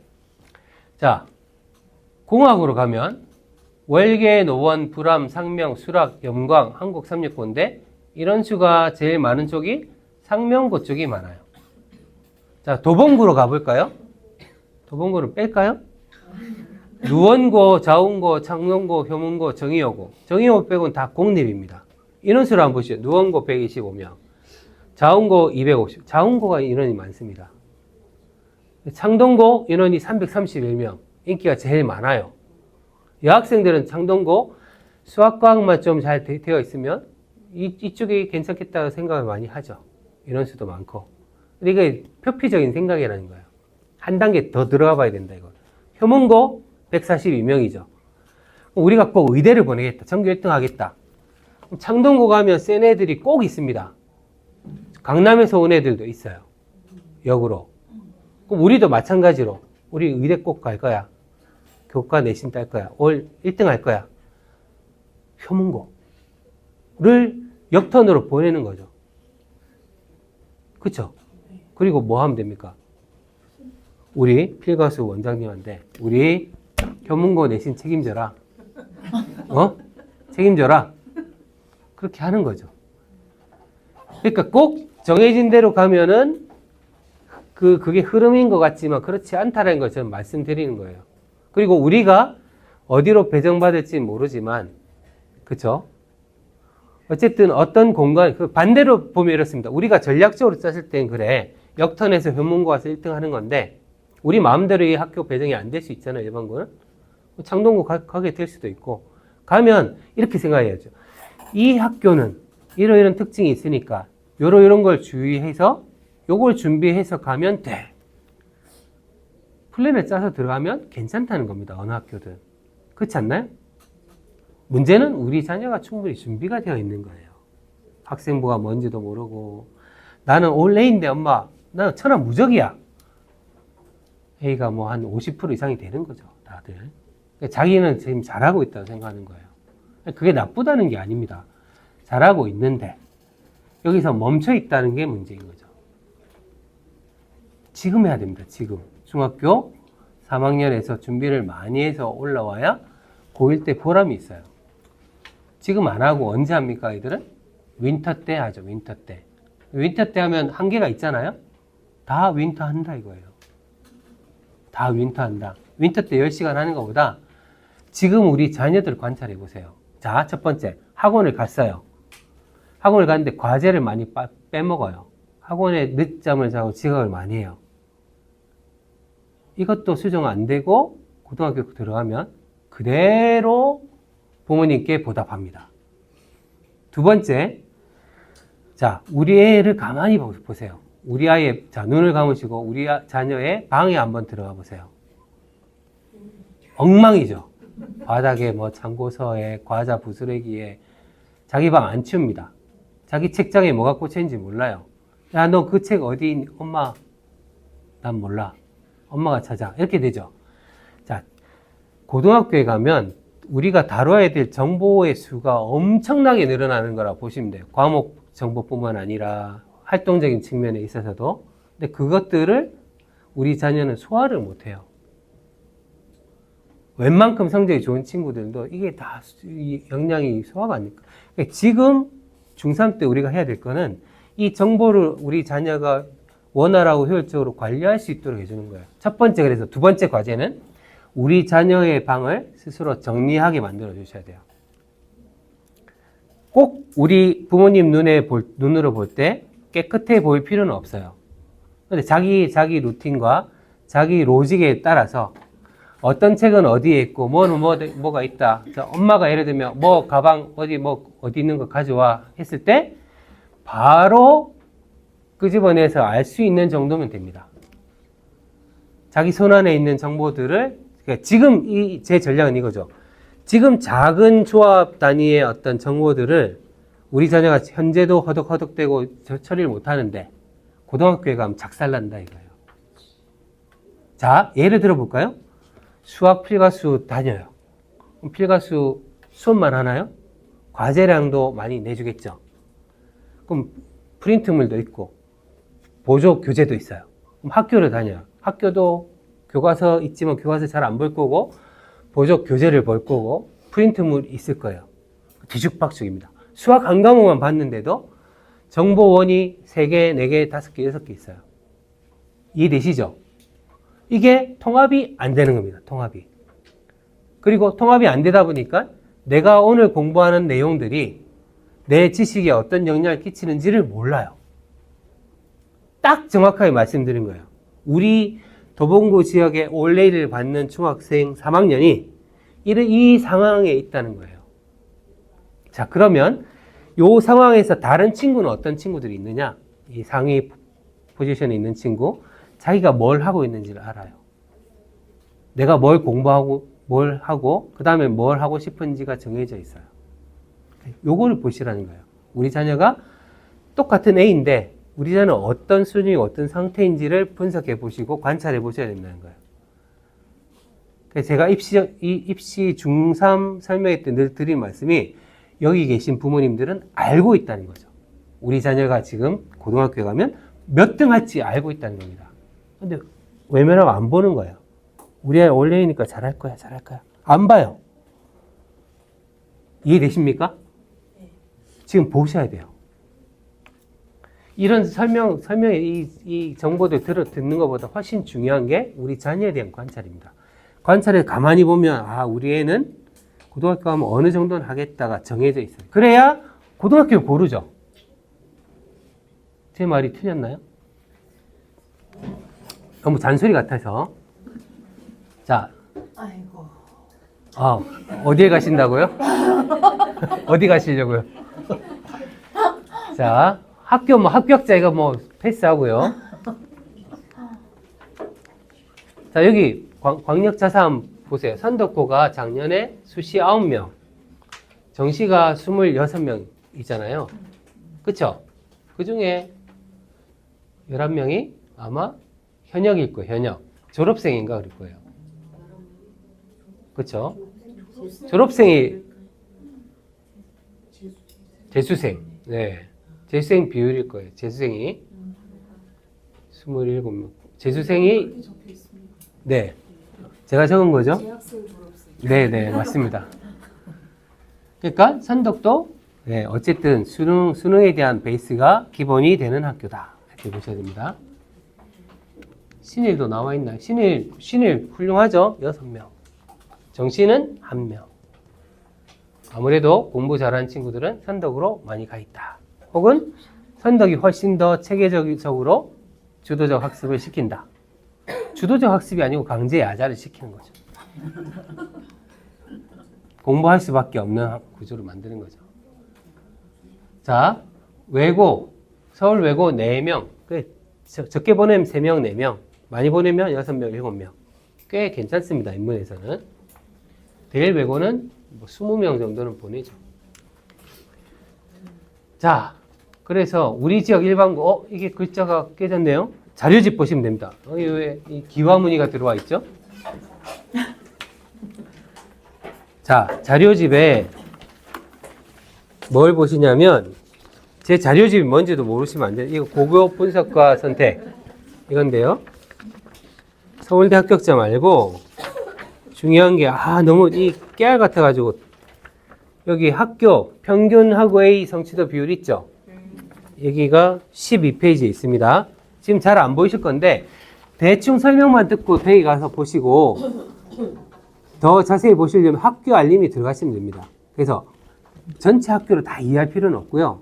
남학생이면 남고 중심으로, 또 관심 있는 남고 중심으로, 여학생이면 관심 있는 여고 중심에다가 공학으로 가는 거죠. 이해되셨죠? 그때 정말 중요한 게 첫 번째는 평균. 그래서 제가 어떻게 했냐면 평균 1, 평균 2를 잡았어요. 1학기 평균, 2학기 평균. 그 다음에 성취도 A, 그 다음 오른쪽 끝은 성취도 A2 되어 있죠. 성취도 A 비율 1학기, A2는 성취도 A 비율 2학기입니다. 쉽죠? 어려운 거 아닙니다. 그 다음에 전체를 보실 때 중요한 게 A와 A 비율이 제일 중요하고 그 다음에 B 비율까지 포함한 게 중상위권 이렇게 보시면 됩니다. 근데 E 비율도 중요하죠. E. 그렇지 않나요? E가 이제 최하 비율이잖아요. 자, 그때 이제 중요한 게 A는 그러면 중학교는 절대평가니까 몇 점 이상이면 A죠? 90점 원점수인데 고등학교는 학교별로 또 학교 내에서도 과목별로 성취도 A의 기준이 다릅니다. 어떤 과목, 어떤 학교는 82점을 A로 잡을 수도 있고 85점을 잡을 수도 있고 자, 일반고인데 A 성취도 비율이 높은 학교가 있어요. 예를 들면 창동고인데 한번 봐주세요. 1학기 A 성취도 비율이 얼마죠? 창동고가 수학이 53이죠. 그럼 이거는 90점이 절대 아닙니다. 이해되시나요? 80점이나 아래로 잡은 거예요. 성취도 A를 챙겨주겠다는 거죠. 자, 그럼 반대로 보시면 창동고 1학기 때 수학을 받았어요. 그러면 우리는 10% 이내에 드는 게 목표잖아요. 1등급이니까. 그렇죠? 근데 성취도 A를 받아도 뭐가 나올 수 있어요? 3등급이 나와요. 창동고 시험은. 그렇죠? 그러니까 처음으로 우리가 분석해 보는 거는 창동고 시험이 50% 가까이가 1학기 시험이 A가 나왔단 말은 시험 문제의 변별력을 잃었다. 그러니까 예를 들면 어느 정도 대비하면 원점수 예를 들면 75점인지 80점인지 모르지만 거기까지는 올라간다 이거예요. 그러면 이제 최상위 변별력을 위해서 10%를 위해서는 뭘 할까요?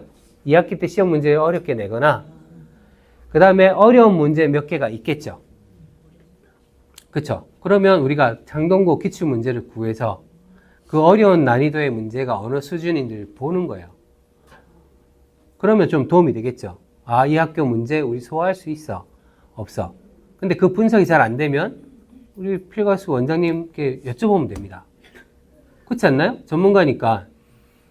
그리고 마찬가지로 영어 선생님께 질문하면 됩니다. 그렇게 해서 하나하나 정보들을 맞춰 나가는 거예요. 그게 학교 분석입니다. 이해되셨죠? 그렇게 해주시면 되고 이게 글씨가 깨져서 또 왜 이러지? 제가 바이러스 먹었나요? 그렇죠. 자료집은 다 보이죠? 제가 보기가 싫네요, 이게. 선덕고 한번 보세요. 선덕고는 어떻습니까? 이 비율이 거의 없을걸요? A 비율이 또 여기도 되게 높죠? 근데 A 성취도 비율이 높은 선덕고의 의미하고 창동고의 수학 A의 의미는 다르다 이거죠. 비율이 비슷해도 다르다 이거죠. 그렇죠? 선덕고는 기본적으로 역량 있는 친구들이 많기 때문에 시험 문제 자체가 그렇게 난이도 평이하게 낼 수는 없어요. 그리고 시험 범위 자체가 굉장히 넓을 거예요. 넓거나 뭐 심화되는 부분이 있겠죠. 그래서 어느 정도 그 부분들을 소화하고 따라가는 친구들은 기본 베이스 점수 이상은 얻을 거라는 거죠. 여기도 킬러 문항이 있겠죠. 그거 푸는 몇 명은 최상위 그룹으로 갈 거고 아닌 친구들은 그냥 평이하게 나뉘어져서 속하게 되는 거죠. 그래서 이게 학교 알림에 가시면 다 학교별로 작년 정보들을 다운받으실 수 있거든요. 저는 이제 전체 학교를 모으다 보니까 아무래도 글자가 너무 작아서 지금 돋보기 보고 보셔야 되는 분도 있으시죠? 그래서 그렇게 한번 비교해 보시고 학교에 대한 정보들을 한번 파악해 보실 필요가 있습니다. 그리고 아까 말씀드렸지만 원점수 평균이 높다고 해서 다 좋은 것만은 아니다. 그렇죠? 적절하게 좋은 것이 중요하다. 이렇고, 그 다음에 이제 두 번째는 학교 정할 때 아무래도 수학하고 과학에 대한 선행 정도를 파악하는 것이 중요한 건데요. 자, 이거는 PPT 보시면 됩니다. 이것도 자료집 있습니다. 선덕은 지정 과목이 없습니다. 근데 2학년 1학기 때 대수 미적분원이 나가고요. 선택하게 되니까 다 선택하겠죠. 2학년 2학기 때 미적분2 확통이 나갑니다. 물론 학년마다 변동이 있을 수는 있는데, 자, 1학년 때는 그렇다 치고 2학년 때 이게 한 학기의 시험 범위가 얼마나 넓겠어요. 이게 소화가 되지 않으면 따라가기 힘들겠죠. 그거 생각해 보시고 판단하시는 것도 좋습니다. 자, 신일고도 광역 자사잖아요. 수학이 굉장히 부담스럽게 2학년 때 뭉쳐 있습니다. 그럼 일반고들은 어떠냐? 대부분 3학년 때 많이 뭉쳐져 있어요. 미적분2 확통, 미적분2 확통을 동시에 복수 수강하는 구조로 되어 있어요. 자, 대진고 같은 경우는 2학년 1학기 때 대수 기하를 듣고 2학년 2학기 때 미적분 1, 미적분 2가 나가게 되어 있고 3학년 1학기 때 확통이니까 중계지역에서 남고 중에서 수학에 대한 이 선행이 가장 선진적인 학교는 대진고다, 일반고에서 이렇게 볼 수 있어요. 수학 준비가 잘 되면 저런 쌩 공간에 보내시는 게 맞아요. 왜? 잘하니까. 그렇지 않나요?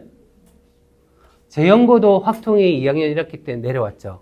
그래서 2학년 때 수학에 대한, 왜냐하면 수학만 놓고 보니까 그래도 이건 따라가겠는데 여기에 또 뭐를 봐야 돼요?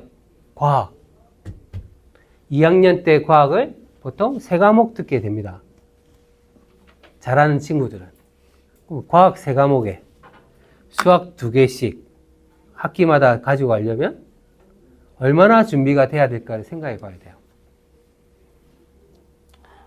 자연계는 그런 특징들이 있다 이거죠. 그럼 청원고 한번 볼까요? 청원고는 대수 미적분원 2학년 1학기, 2학년 2학기 있고 기하 과목이 2학년 1학기 때 들어가네요. 그 다음에 3학년 때 미적분2 확통이니까 여기는 좀 일반고 표준이다라고 볼 수 있어요. 청원고는 수학에 그렇게 가부하가 걸려 있지는 않다. 근데 이제 어떤 프로그램이든 미리 준비하면 됩니다. 내신이라는 거는. 그래서 겁먹을 필요는 없습니다. 아무래도 우리 자녀가 선행의 속도가 좀 빠르고 심화가 좀 많이 되어 있으면 더 자연스럽게 따라갈 수는 있겠죠. 여고들은 어떨까요?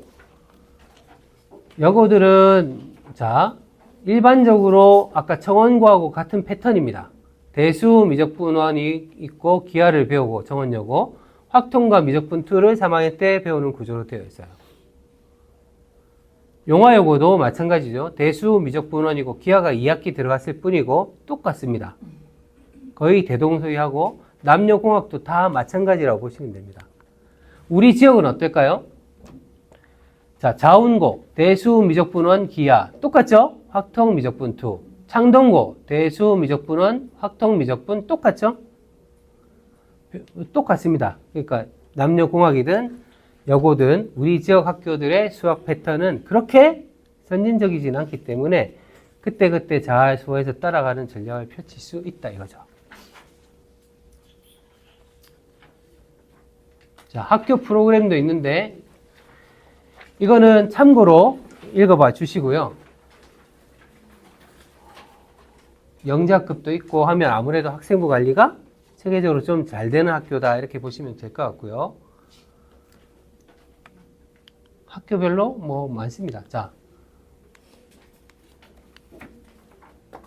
이게 뭔가요? 지금 고3 상산고 제가 연강 컨설팅 하고 있는 친구인데요. 이거는 자료집에는 없어요. 개인정보니까. 자, 3학년 1학기 세특이랑 창체 기재라는데 고급 수학, 심화생명 도서, 심화생명 당문대, mRNA 백신 변형 연기의 선천 면역 인식 조절과 항원 이런 보고서를 몇 개입니까? 하나, 둘, 셋, 넷, 다섯, 여섯. 한 학기 기재로 써야 돼요. 물론 챗GPT를 동원하겠죠. 지가 다 하진 않습니다. 근데 이거를 해 나가면서 상상고니까 수능 공부를 하면서 내신 대비를 해야 되는 활동력이 넘치는 친구들을 전국 자사로 보내세요. 아, 우리 집 이 중계는 너무 좁다. 노원구 도봉은 너무 좁다. 더 넓은 틀의 공기를 마시게 해주고 싶다. 그러면 전국 자사로 가는 겁니다.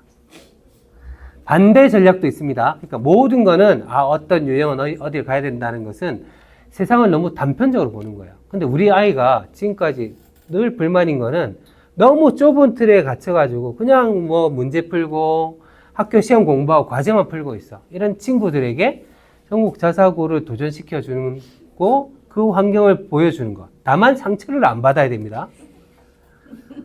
그러면 그 친구가 거기서 성장할 수 있어요. 그러니까 장단점이 있는 거라고 보셔야 돼요. 그래서 더 중요한 것은 여기 계신 부모님들의 교육 철학입니다. 제가 볼 때는. 우리 아이를 어떻게 키울 것인가? 나는 강하게 키우고 싶어. 꼴찌해도 괜찮아. 뭐 어때? 뭐 세상이 망합니까? 그렇게 키우시라는 거죠. 진심으로 드리는 말씀이에요. 뭐가 낫다? 뭐 일반고 가서 우린 쫌팽이처럼 그렇게 안 할래. 일반고가 쫌팽이라는 얘기 아닙니다. 그러니까 우리 아이는 좀 더 큰 물에서 놀게 할 거야. 이 또 멋진 거죠. 그래서 너무 고민하지 마시라는 거예요. 우리 아이는 자사고를 가든 특목고를 가든 일반고를 가든 그 안에서 어떻게 적응해서 어떻게 살아남는지 스스로 깨치는 게 중요합니다. 그렇지 않나요? 그게 교육의 목적이에요. 제가 볼 때는. 아유, 또 깨졌네요. 제가 드리고 싶은 말씀이 많은데 이 뭐라고 써놨죠, 제가? 왜 깨졌을까요? 네, 그렇습니다. 또 기회가 있겠죠. 네, 그래서 이겁니다, 이거. 자신의 잠재력을 최대치로 발휘하지 못하게 만드는 병은 바로 자신이 가진 뛰어난 잠재력을 축소하고 무시하는 습관적인 열등감이라는 나쁜 버릇이다. 우리는 모두 자신이 알고 있는 것보다 훨씬 더 많은 일을, 훨씬 더 비범하고 놀라운 일을 해낼 수 있다. 그래서 그런 기회를 우리 자녀들이 줘야 됩니다. 그래서 자, 마지막 과제는 우리 자녀가 자사고나 특목고를 가지 않더라도 아까 학생부를 떼보고 활동을 정리해보고 뭔가 주도적 학습을 그동안 어떻게 했는지를 한번 정리해보는 게 중요해요. 꼭 자사고 안 보내도 상관없습니다. 그렇게 해봐야 우리 자녀에게 실질적으로 성장이 옵니다. 성장. 지금 매일 쳇바퀴에 갇혀가지고 과제 풀고 학원 다니고 이것만 해가지고는 아이가 이 틀에서 깨어날 방법이 없어요. 제 말이 틀렸습니까? 한번 올해 여름방학 기점으로 해서 우리 자녀에게 한번 더 큰 자극을 주고 우리 자녀가 더 큰 인재가 되기를 바라면서 마치도록 하겠습니다. 감사합니다.